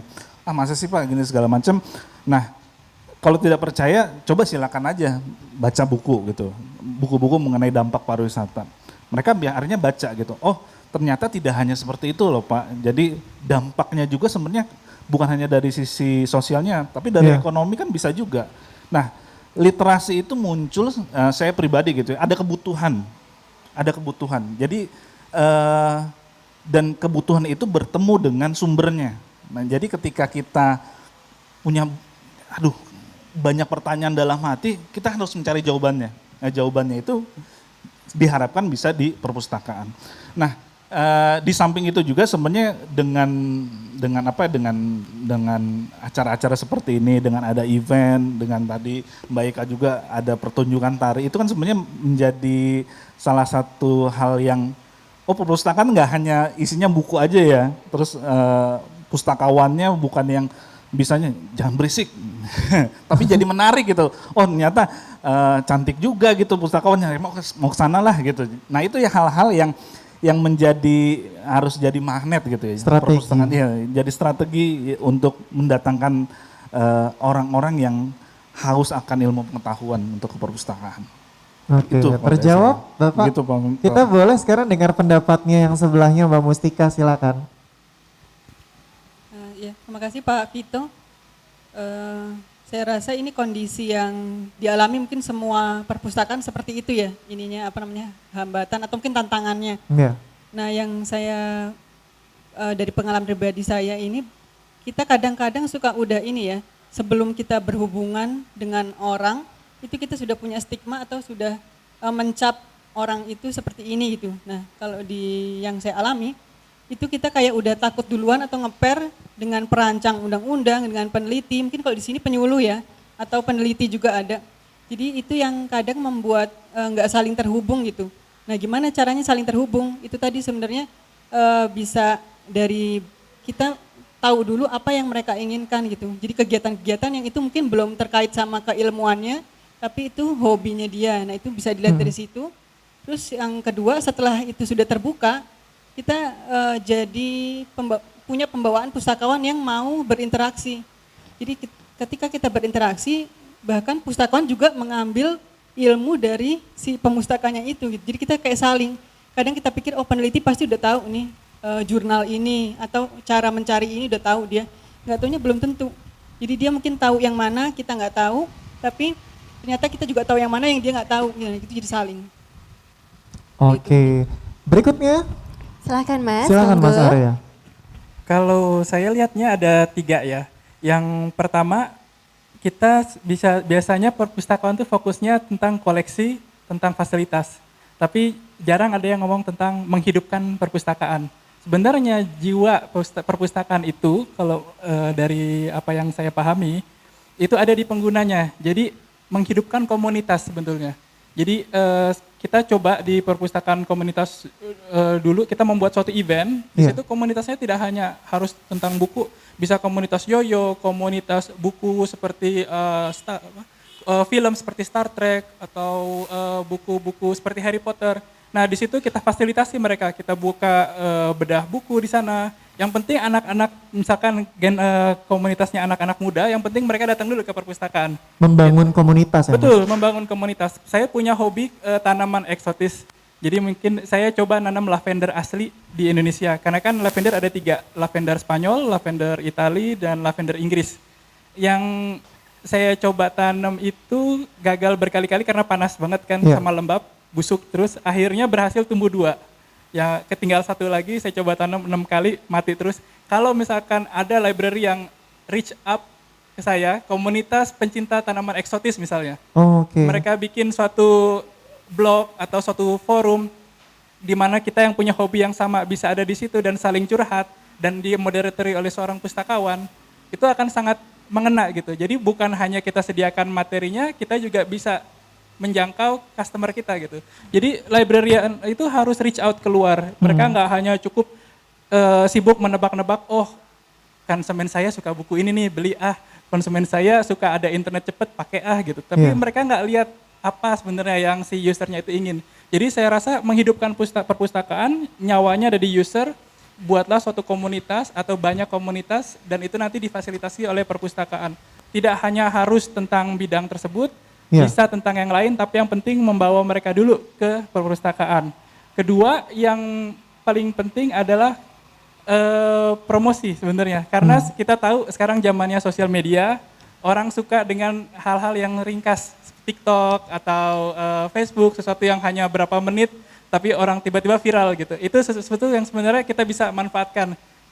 Media promosi yang kekinian, sesuatu yang bisa di-reach sama orang. Jadi mereka merubah, kita bisa rebranding perpustakaan. Kita bukan sarang debu, kita orangnya gaul loh, kita tahu maunya dia apa gitu. Jadi sebenarnya setiap generasi punya, setiap user, setiap generasi sesuai tergantung dengan keperluannya punya segmentasinya masing-masing dan itu yang harus kita coba penuhi.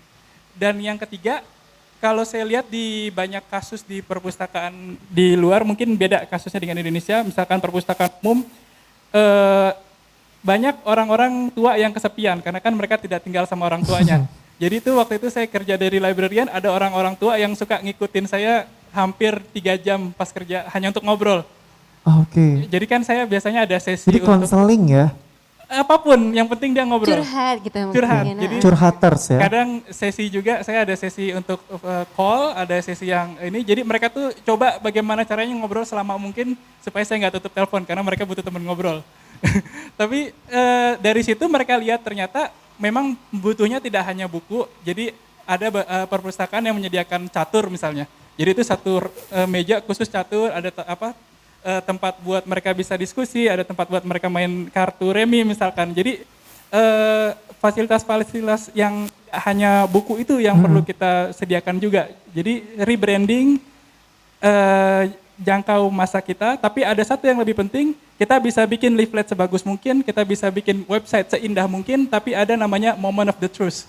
Itu ketika user kita datang ke perpustakaan. Ketika mereka tertarik dengan brosur kita, mereka tertarik dengan website kita, begitu kita datang koleksinya nggak ada, librariannya jutek misalnya, mereka akan tulis review, karena zaman sekarang semuanya serba review, Google Play ada review buruk, langsung jatuh. Jadi sebenarnya ada banyak yang perlu kita waspadai, bisa jadi ancaman, bisa jadi potensi, itu yang harus kita lihat, apa yang bisa kita aplikasikan, apa yang bisa kita implementasikan. That's the point, tepuk tangan. Excellent ya. Jadi aku tertarik banget tadi kalau kita suka misalnya lavender, terus kita menyediakan, kita hire gitu langsung ya Mas ya. Contoh kayak aku sama Lara senang makanan, kita berharap ada perpustakaan yang mengumpulkan komunitas-komunitas penyuka makanan untuk diskusi soal buku-buku makanan atau kuliner, kayak gitu maksudnya ya Mas ya? Iya bisa, jadi misalkan pencinta komunitas pencinta makanan-makanan daerah misalkan, nanti ada kelas masaknya, tidak hanya nggak harus di dalam library-nya, bisa di luarnya misalnya. Nanti ada buku-bukunya, ini loh buku masakannya gitu. Ya. Jadi bisa praktek di situ. Kalau saya yang lavender itu malah saya ketemunya komunitas-komunitas di Filipina misalnya. Ya. Filipina kan suhunya nggak jauh beda, Filipina, Singapura, Thailand. Jadi akhirnya mau nggak mau belajar dari mereka. Gini loh cara nanam di cuaca panas. Tapi bayangkan kalau misalkan kita punya di situ komunitas buah naga, misalnya komunitas apa, kemudian itu bisa di reach out sama librariannya, itu sangat bagus gitu. Karena kita bukan hanya menyediakan materi, kita juga menggapai pasar. Ketika kita berbicara komunitas, kita nggak hanya ngomong 1-2 orang, tapi kita bisa ngomong puluhan bahkan ratusan. Oke. Keren sih. Keren banget sih. Perpustakaan tuh asik kok. Asik Zan. ternyata Betul, ya. kan? Kita sekarang buka sesi berikutnya kepada penanya kedua, silakan. Silahkan. Oke, Wah, ada pertanyaan dua di nih, Pak. online dulu nih ya. Oh, Sudah iya, ada di boleh. live Instagramnya yang dibacakan admin. Oke, Saya boleh kita minta ke live mic-nya? Instagram dulu ya. Yes, silakan Kak dibacakan.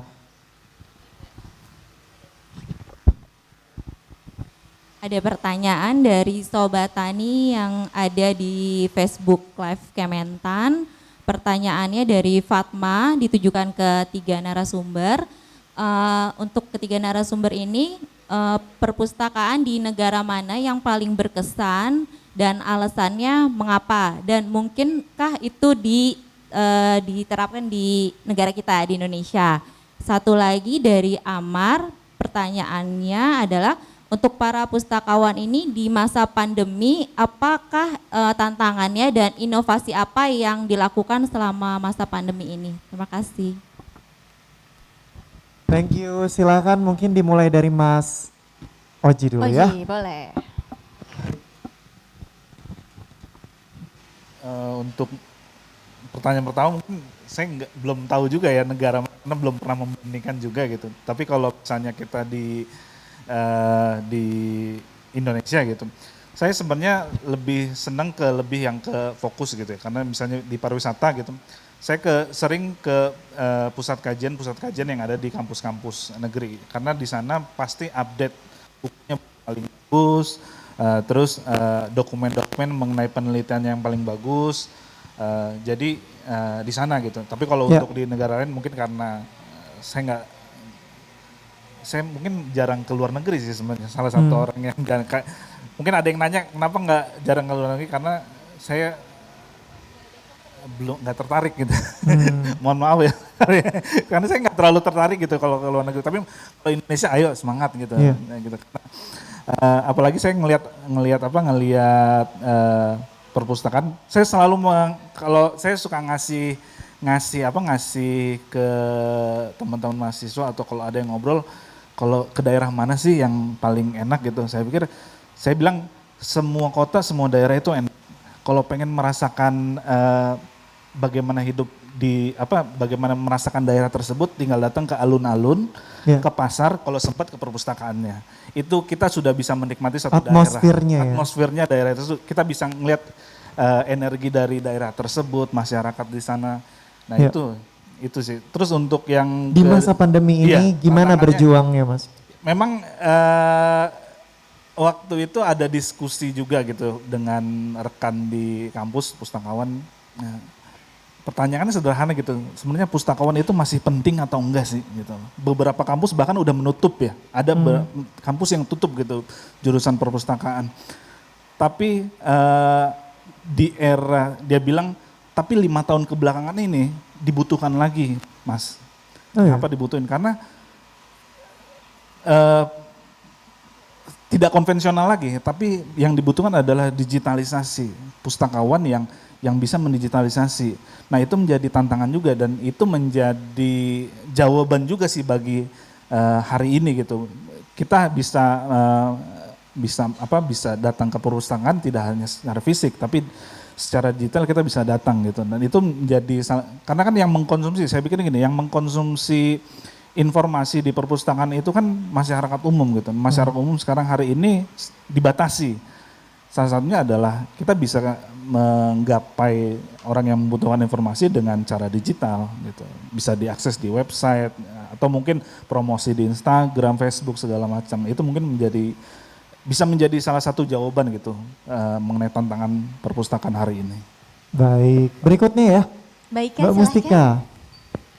Saya mungkin nggak sebanyak Mas Arya berkunjung, tapi entah kenapa ya, saya setiap berkunjung ke negara yang saya kunjungin, itu saya selalu mempunyai kesan bagus tentang perpustakaannya.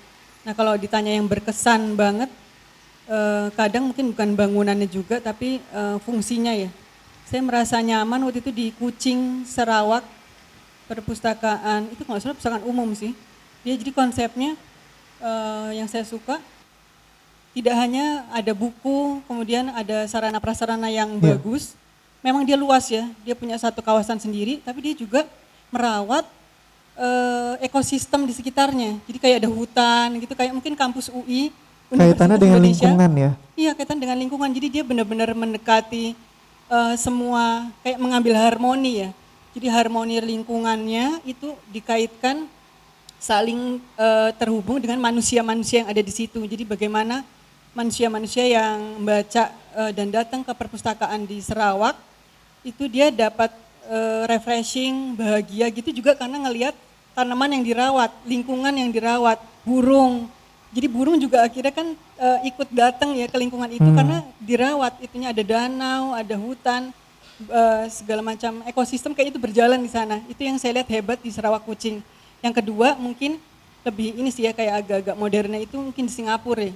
Dan saya lihat di balik kemodernan itu mirip sedikit ceritanya sama Mas Arya. Jadi di situ sepertinya komunitas itu hidup. Saya ngelihat benar-benar rame, perpustakaan udah seperti ini kali, mall kali ya. Jadi di lantai bawahnya dia tidak melupakan fungsi refreshing, jadi sampai ada kursi pijat gitu kali kalau orang capek. Oh, oke. Terus ada Keren, juga ya? yang ruangan kayak koran dan koleksi yang lebih cepat berganti. Tempat buat makan nggak ada ya Mbak ya? Totakannya ada. Oh, ada juga ya? Tempat Wow. galeri sama apa namanya, eksibisi juga ada. Dan orang tua tuh datang, bener orang-orang yang umurnya udah orang-orang tua datang baca kayak rajin dan bercampur dengan yang generasi paling kecil, yang anak-anak. Itu dia kayak ada storytellingnya menarik. Dan jangan salah ya, sebenarnya saya lihat sekarang kayak perpustakaan nasional kita tuh sudah berkembang ke arah situ. Jadi udah banyak kegiatan dan membuka komunitas-komunitas, termasuk perpustakaan khusus. Saya kan perpustakaan khusus ya. Jadi di DPR, kemudian di kementerian-kementerian, itu kita juga gitu. Konsepnya mengajak komunitas untuk masuk dan pada akhirnya saling memberikan ya. Jadi ada sesuatu yang bisa berkembang antara user yang ada di kementerian itu dengan komunitas-komunitas. Baik. Nah kalau masa pandemi ya, Ya, nah kalau masa pandemi ini saya melihat malah justru penting perannya kita. Karena bisa dibayangkan dengan kita tiba-tiba stuck, terpaksa hidup ini harus berubah kayaknya. Kita nggak bisa keluar lagi dan sebenarnya manusia itu kan makhluk sosial. Jadi begitu terbatasi semuanya seperti apa ya, harus kayaknya dia bisa protes bagaimana. Tapi fungsi perpustakaan di sini kalau saya lihat jadi memberikan ruang, tapi ruangnya belum tentu itu adalah ruang yang datang secara fisik tapi online. Jadi kayak saya mengikuti kegiatan ada bahasa Inggris gitu ya, klub bahasa Inggris, kemudian ada yang tentang pengetahuan apa, itu bukan hanya kita mau dapat pengetahuan ya, tapi kita pengen berinteraksi sama orang. Jadi dengan Zoom gitu ya sama orang-orang, dan bahkan si librariannya ini bisa jadi kayak psikolog kali ya lama-lama, karena tadi kayak Mas Arya bilang dicurhatin, itu saya juga ngalamin gitu. Jadi sekali waktu kita kayak ngambil banyak orang untuk bergabung di komunitas atau di acara Zoom-nya, tapi sekali waktu juga kita membuka jalur-jalur yang person to person ya. Nah itu kayaknya sangat membantu sih di pandemi ini. oke. Jadi pustakawan nggak cuma jaga perpus, tapi juga harus itu ya sesuai dengan Approach tema juga, kita ya, betul. multi talenta. Dia harus punya talenta-talenta lain karena tentunya semua yang hadir ke perpustakaan nggak cuma mau baca buku, dia juga perlu teman, dia juga perlu informasi yang lain dan dia juga tentunya perlu komunitas untuk bisa lebih luas lagi melihat jendela. Gitu Laras. Oh, baiklah, sekarang Mas Oji. Ya. Mas Oji, sorry Mas Mas Arya. Arya, ingetnya sama Mas Oji mulu, kamu iya, inget iya, revisi kenapa ya? aku ya? Inget revisi ya? Ingat revisi nih kayaknya. Kalau perpustakaan sebenarnya sih kalau kita bawa siapa orang asing ke perpustakaan nasional kita pasti mereka kagum karena itu bagus sekali. Kalau dari secara fisik ya, fisik koleksi juga oke. Tapi kalau dari sisi perpustakaan yang buat saya sangat mengagumkan mungkin perpustakaan di negara Finlandia. Finland. Karena apa? Karena Finlandia itu Negara yang buat handphone itu ya Mas? karena itu negara yang minat bacanya termasuk tertinggi di dunia. Kedua, perpustakaannya itu sangat egaliter. Jadi kita bisa punya pemimpin negara atau politisi duduk di sini di suatu pojok perpustakaan, rakyat biasa di sebelah sana gitu. Oh Jadi iya? sangat egaliter, maksudnya seperti itu tuh seperti tidak ada sekat, tidak ada perbedaan fasilitas misalnya. Dan kemudian bagaimana caranya mereka bisa memfasilitasi penduduknya sehingga mempunyai minat baca sedemikian tinggi itu sangat luar biasa. Maksudnya hasil yang berbicara gitu kan dengan minat baca setinggi itu. Kemudian kalau menarik dari sisi historis, jadi ada sisi egaliternya, saya juga lihat dari sisi historis karena saya suka yang antik-antik.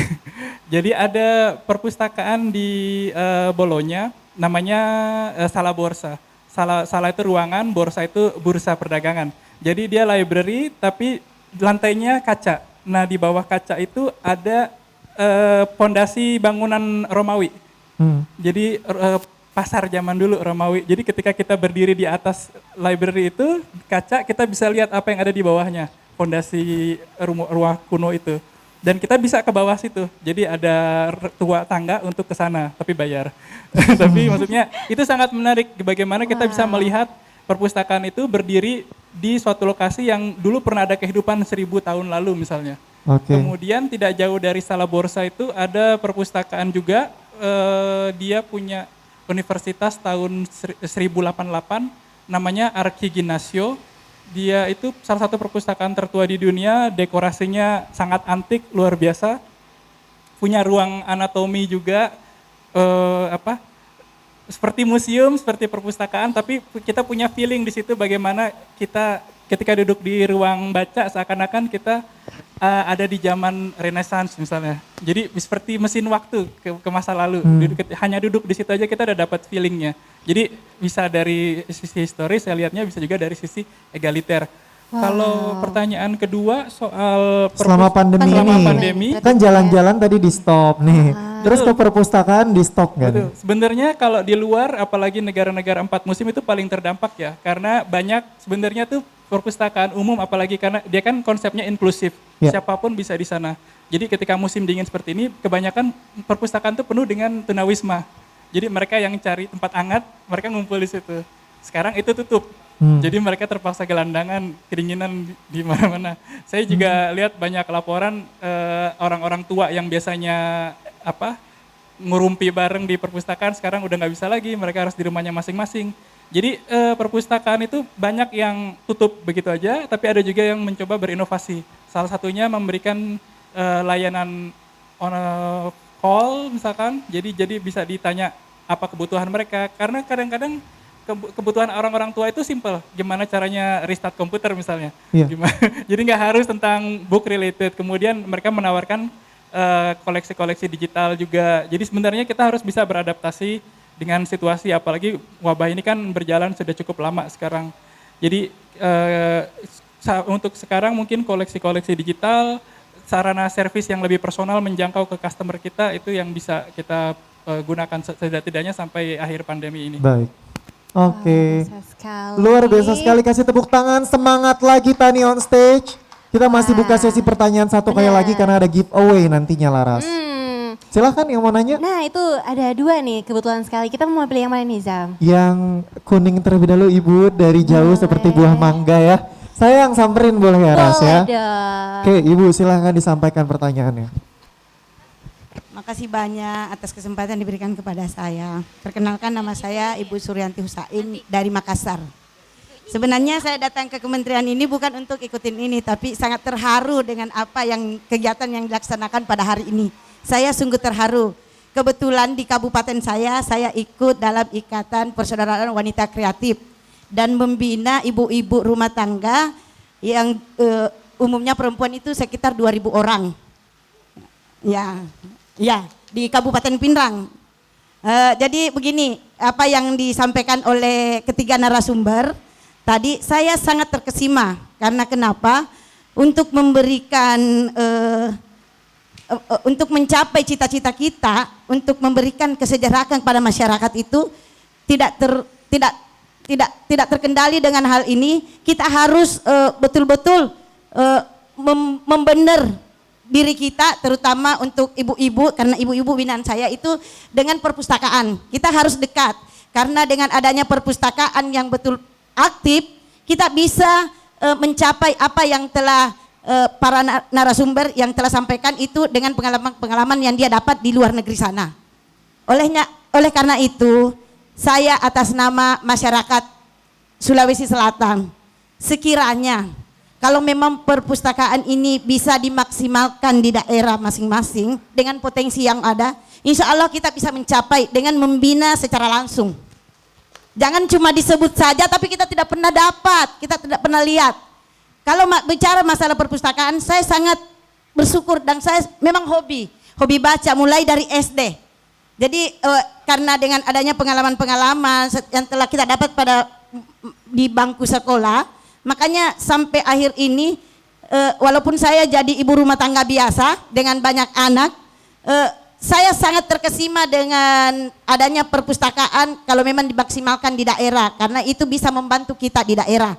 Terutama misalnya binaan saya itu contohnya abon-abon ikan, terus ikan tampak tulan, terus kue-kue tradisional dari Kabupaten Pindrang di sana, keripik pisang, kan untuk mensejahterakan masyarakat. Dengan adanya perpustakaan kita bisa menimba ilmu yang lebih lagi dari sana.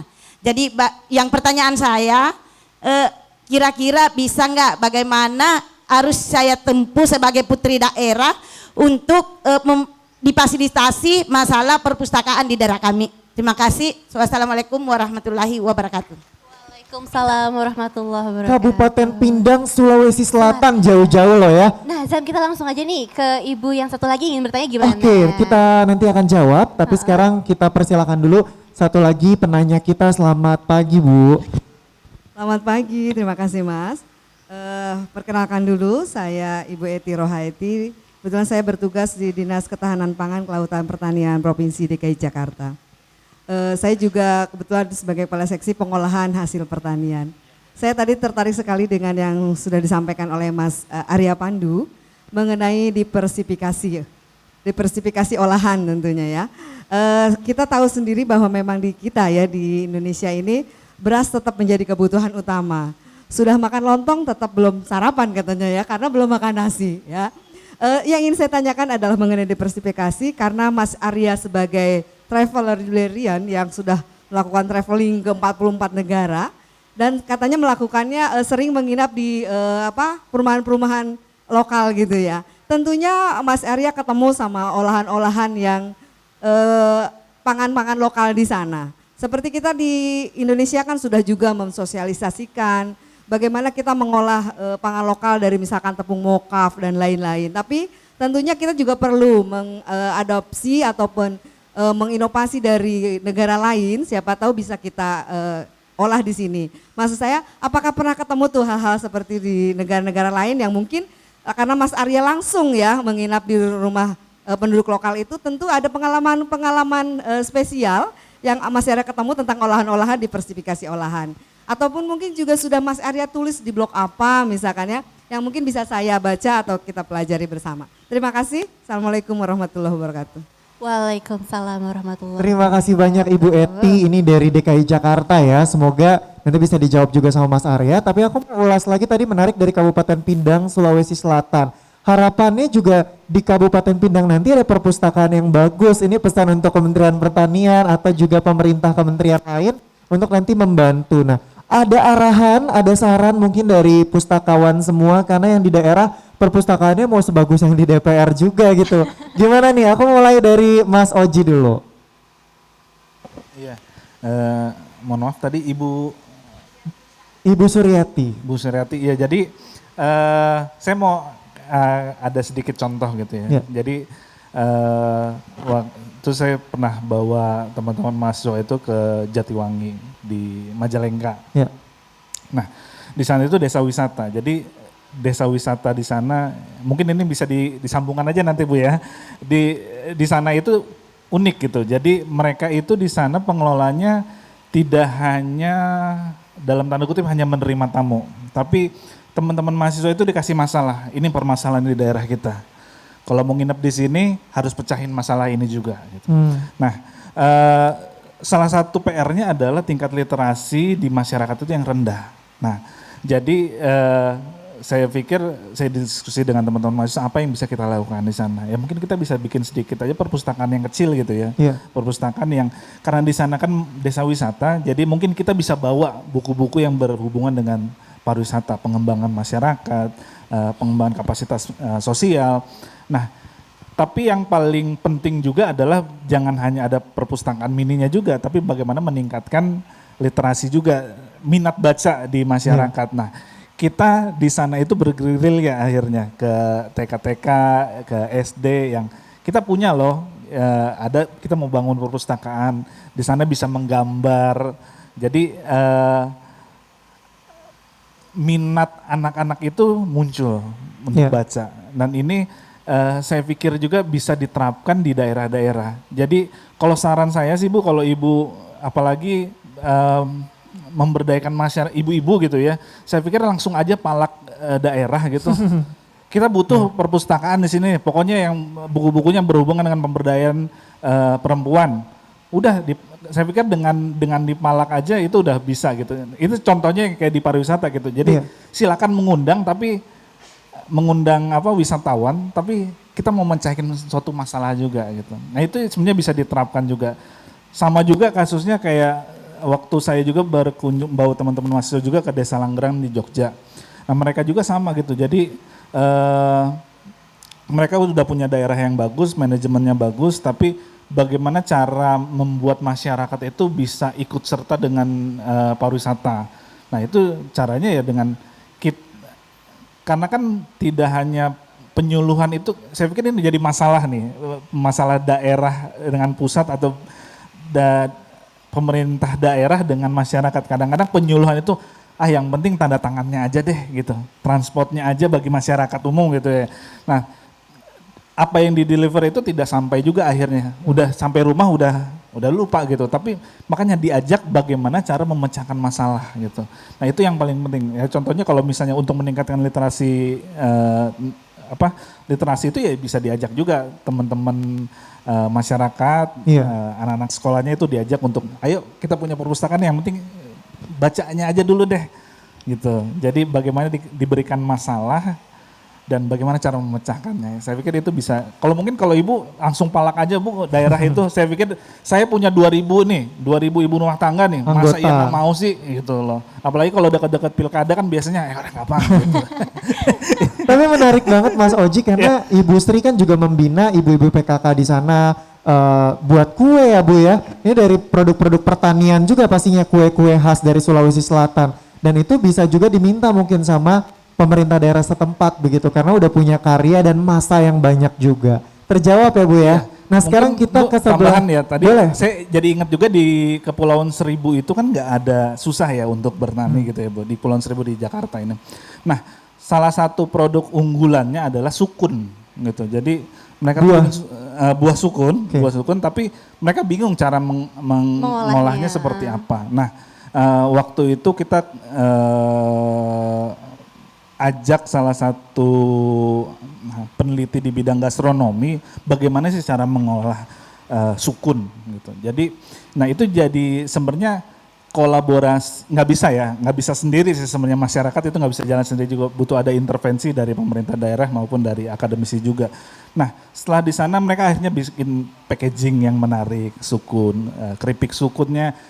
Dulunya cuma beberapa hari, tapi sekarang bisa diproduksi sampai 2 bulan 3 bulan, dan itu bisa dikembangkan juga, dijual di Ancol, dijual di Jakarta daratan. Nah itu jadi ketika masyarakat ini pengen menyelesaikan masalah itu sebenarnya bisa dijawab sih. Jadi tinggal ada forum-forum pertemuan antara pemerintah daerah dan pemerintah pusat, mungkin bisa disampaikan juga Bu gitu Bu. Apa permasalahannya? Saya pikir bisa langsung cepet kok apalagi berhubungan dengan kampus ya Bu. Kalau kampus itu kan setiap semester itu ada pengabdian kepada masyarakat. Tinggal ditodong aja kalau misalnya ada kampus, jangan cuma cari sertifikatnya aja Pak, tapi ini bantuin juga gitu. Nah, itu jadi bisa kampus juga bisa ditodong juga gitu. Melibatkan masyarakat, mahasiswa dan juga masyarakat yang gratis, lain gitu. Mahasiswa itu kan gratis ya. Oke, berarti benar ya Bu ya, selain pemerintah, mahasiswa dan masyarakat juga dilibatkan. Cukup ya. Sekarang kita bergeser ke Mbak Mustika. Ada nggak tadi saran untuk Ibu Sri untuk nantinya bisa diterapkan di daerah Sulawesi Selatan? Ibu Suryati kan ya? Ibu, iya Suryati. Ibu Suryati. Kalau saya ada 3 nih Bu. Yang pertama, saya melihat perpustakaan umum daerah sekarang kan sudah menerapkan kayak kegiatan-kegiatan untuk inklusi. Jadi ini pasti sebenarnya sesuatu yang seksi ini kalau Ibu punya banyak masa dan itu kaitannya dengan pemberdayaan masyarakat. Menurut saya tepat untuk datang ke perpustakaan umum daerah. Insya Allah sih kayaknya ada program-programnya. Dan setahu saya juga perpustakaan nasional itu konsep inklusinya itu juga sampai ke daerah-daerah. Jadi mestinya kalau enggak perpustakaan umum daerah, kalau enggak perpustakaan nasional. Nah yang ketiga, usul saya ini Bu, kalau Ibu mungkin bisa ada akses nih dari handphone, dibuka website dpr.go.id. Jadi websitenya DPR Bu, Ibu atau ketik aja di Google DPR gitu ya, dpr.go.id, itu di websitenya nanti dicari anggota yang dari Makassar. Anggota DPR tuh nyari yang seperti ini, jadi dia pasti kan mau balik ke konstituen dan nyari kegiatan-kegiatan apa yang mau dijalankan. Nah saya rasa nih Ibu. Dari dapilnya ya? Iya dari dapilnya Bu, benar. Oke benar, jadi nanti akan dibantu sama anggota parlemen yang dari daerah Sulawesi Selatan. Iya. Gitu. Cukup ya? Iya. Sekarang kita ke ceritanya Mas Arya. Tadi mau tahu juga nih Ibu Suryati ya Bu ya, dari ceritanya Mas Arya untuk ada nggak sih solusi untuk masalah yang tadi disampaikan di Kabupaten Pindang, Sulawesi Selatan Mas? Oke, sebenarnya sih ini masalah utama banyak sistem perpustakaan ya, apalagi perpustakaan umum. Jadi kita punya sistem seperti copy paste. Jadi perpustakaan umum di A koleksinya sama seperti di B, sama seperti di C. Padahal harusnya koleksi itu custom made, jadi sesuai dengan mata pencaharian penduduk sekitar. Jadi misalkan dulu saya punya proyek perpustakaan SMK di Klaten, sebenarnya core mereka itu batik dan keramik gerabah. Tapi sayangnya pada saat itu kurang banyak pengembangan dalam sisi teknik. Jadi gerabah yang dibikin itu sampai sekarang mungkin kalau kita gali di tanah zaman Majapahit modelnya sama, tekniknya sama. Jadi apa yang mereka perlu lakukan sebenarnya inovasi. Jadi waktu itu dari foundation kita undang profesor keramik dari Jepang, diajarin teknik glasur, tetap dengan materi yang sama tapi dengan teknik yang berbeda, pembakaran yang berbeda. Dan untuk pengadaan koleksinya kita beli langsung dari Jakarta, bawa semua ke sana khusus untuk bidang keramik batik. Jadi memang analisa bagaimana sebenarnya pemangku kebijakan itu bisa menganalisa kebutuhan rakyatnya itu nggak hanya asal beli buku ini karena perpustakaan ini juga beli, itu penting. Jadi kita harus bisa membuat suatu mekanisme ketika perpustakaan mengadakan suatu pengadaan koleksi, dia harus bisa berkonsultasi dengan stakeholdersnya, dalam satu ini komunitas dan masyarakat. Apa kebutuhan umum, kebutuhan masyarakat di sana, mata pencariannya apa, itu yang mencoba disesuaikan. Jadi agak sulit juga sih ya, karena saya bukan dalam posisi birokrat. Tapi sebenarnya seharusnya seperti itu. Jadi kita perpustakaan itu menyesuaikan dengan kebutuhan rakyatnya, bukan rakyatnya dipaksa untuk baca apa yang ada di perpustakaan, karena adanya itu aja gitu. Ya. Karena kita sedang ada di gedung birokrat, semoga didengar juga. Karena dari narasumber-narasumber ini cerita dan inspirasinya luar biasa ya Bu ya. Tadi menyambung ke Bu Eti dari DKI Jakarta Mas. Mau dengar ceritanya Mas, di negara-negara lain ada nggak sih pengalaman kuliner yang disertifikasi pangan ya? Diversifikasi pangan. Kalau dari sisi karbohidratnya ya Bu ya, untuk berasnya ya. Jadi kalau kebetulan saya kan kalau travel biasanya cultural immersion. Jadi saya benar-benar ngikutin apa yang ada di situ. Jadi ketika saya di Italia ya saya mungkin nggak akan makan beras selama 6 bulan misalnya. Jadi apa yang mereka makan saya makan. Pasta. Biasanya kalau Italia kan pasta. Kalau di Maroko dia biasanya kuskus. Kayak bulgur, kuskus. Jadi dia seperti butiran gandum dikukus. Nanti dia ada kayak tajin seperti apa ya? Nampan, bukan? Tajin itu seperti kuali, cuma dibentuknya kerucut. Jadi dia kayak dikukus. Kayak tiwul ya Mas ya? Kayak tiwul, tiwul. betul. Kemudian tiwul, kalau ya? di Romania dia punya polenta. Polenta itu jagung kering dia bikin jadi tepung, terus dikukus, direbus. Itu dia makan sama daging. Jadi jagung kering di blender, terus kemudian dia kukus jadi kayak bubur jagung, terus dimakan. Terus di Belanda biasanya dia paling kalau nggak kentang, biasa sih kentang di mashed potato. Jadi kentang itu dihancurin, nanti dia kasih gravy kayak kuah ayam atau kuah daging, terus dia makan. Inggris pasti biasanya roti, kalau nggak dicampur sama kacang-kacangan besar, kernel, kacang merah, kacang ginjal, saya bahasa Indonesianya nggak tahu, sama tomat. Terus kalau di Itali, Spanyol biasanya dia pasta, segala jenis pasta. Kalau di negara-negara Eropa Timur biasanya dia kentang yang dia lumat sampai kejel. Jadi dia nanti ada daging dilapis sama bubur kentang itu. Jadi bentuknya kayak bentuknya kayak bayanginnya kayak yang kayak pastel, cuma kulit pastelnya dari kentang, bubur kentang. Jadi kentang itu dia lumat sampai kejal, terus kita nggak bayangin ya rasanya. Nanti dia ya kayak kroket juga bisa itu. Oke. Jadi macam-macam ya Mas ya. Iya, Dan kenyang ya Mas ya? Apanya? Kenyang Mas itu makan tanpa nasi. Kenyang, biasa lama-lama biasa aja, jadi biasa. Sebenarnya itu cuma masalah persepsi kita aja sih, subliminal kita, karena kita belum makan nasi, belum makan jadi lapar. Tapi kalau setelah itu memang sebenarnya kebiasaan kan itu. Jadi kalau mau mungkin aja ada perpustakaan yang menyuguhkan bentuk-bentuk alternatif nasi. Nanti ada promo cara masaknya bagaimana, terus disuguhkan ke orang yang datang, suruh nyoba. Gimana nih, enak nggak? Misalkan kuah rendang tapi pakai pasta, enak nggak nih gitu. Jadi sebenarnya mix and match itu yang harus kita coba, berani mencoba cita rasa baru. Karena sebenarnya masakan Indonesia itu campuran kan, campuran dari berbagai budaya yang masuk. Kita punya Indomie, kita punya mie. Jadi lapar ya Mas ya. Kita punya mie, kita punya tapioka, kita punya Kenapa sebenarnya kalau historically speaking, kebanyakan orang Indonesia itu juga tadinya nggak makan nasi. Jadi ada beberapa masyarakat yang sebenarnya makanan pokoknya jagung, ada yang makanan pokoknya sagu. Betul. Papeda ya kalau di Sulawesi ya. Tetapi kenapa nasi menjadi seragam ya, salah satunya pada era Belanda nasi itu sangat murah. Jadi bagaimana Belanda bisa mensuplai daerah-daerah yang kena bencana, kekeringan, kelaparan. Jadi itu diseragamkan ke banyak pulau. Jadi itulah kenapa kita ketergantungan sekarang. Oke. Berarti dulu nenek moyang kita makannya jagung ya kan. Singkong, ubi ya kan, sagu. Nah ini kita harus kembali lagi ke sana deh ya Ras ya. Iya ya. Jadi minimal seminggu 3 kali kita nggak makan nasi gitu ya. Tepuk tangan untuk ketiga narasumber kita.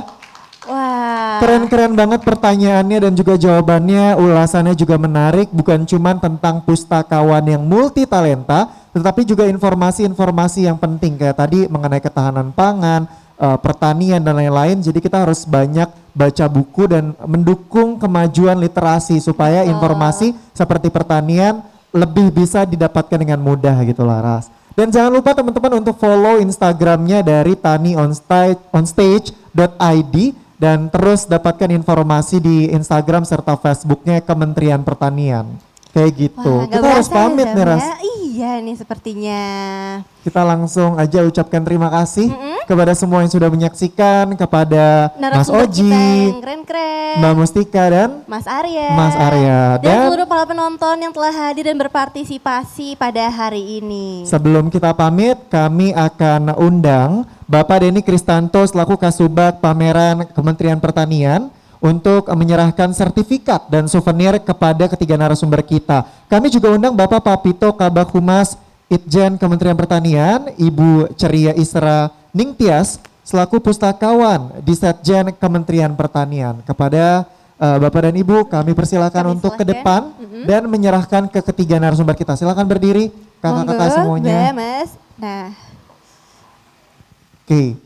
Musik juga disiapkan ya, nanti di closing aku mau lihat lagi tariannya dari Mbak Mustika ya.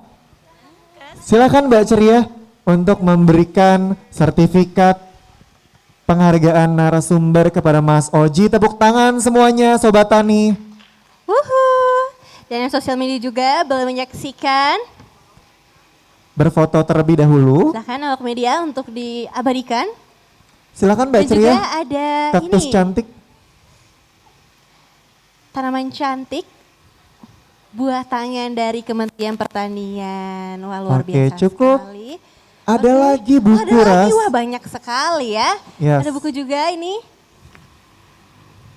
Ini mungkin bukunya buat Ibu Suryati aja tadi ya. Iya. Untuk di Sulawesi Selatan. Terima kasih banyak. Ya, Berikutnya silakan selanjutnya Mbak Ika.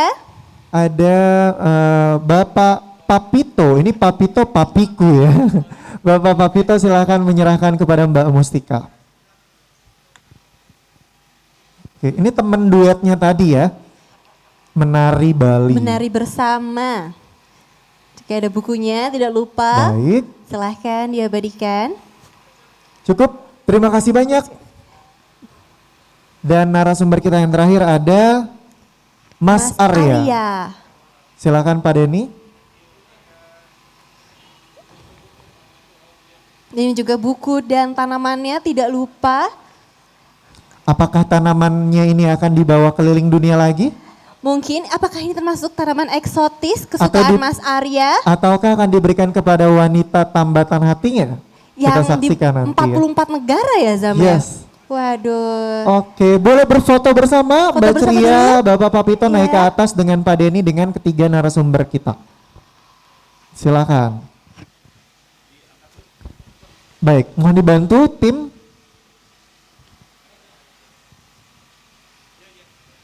Siapa tahu nanti Tani on stage bisa ke 44 negara ya. Boleh banget. Atau Tur ke sama Mas Arya. perpustakaan Zam.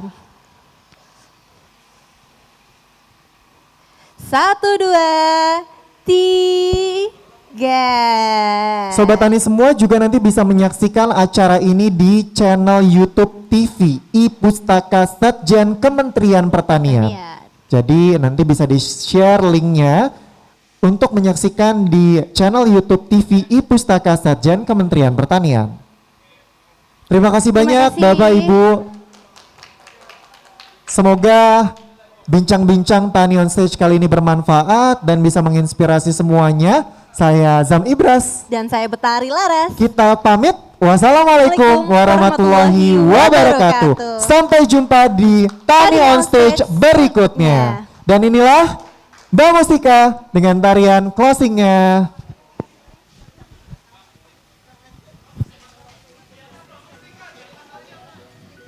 Ya, kami juga undang seluruh penonton untuk bergabung bersama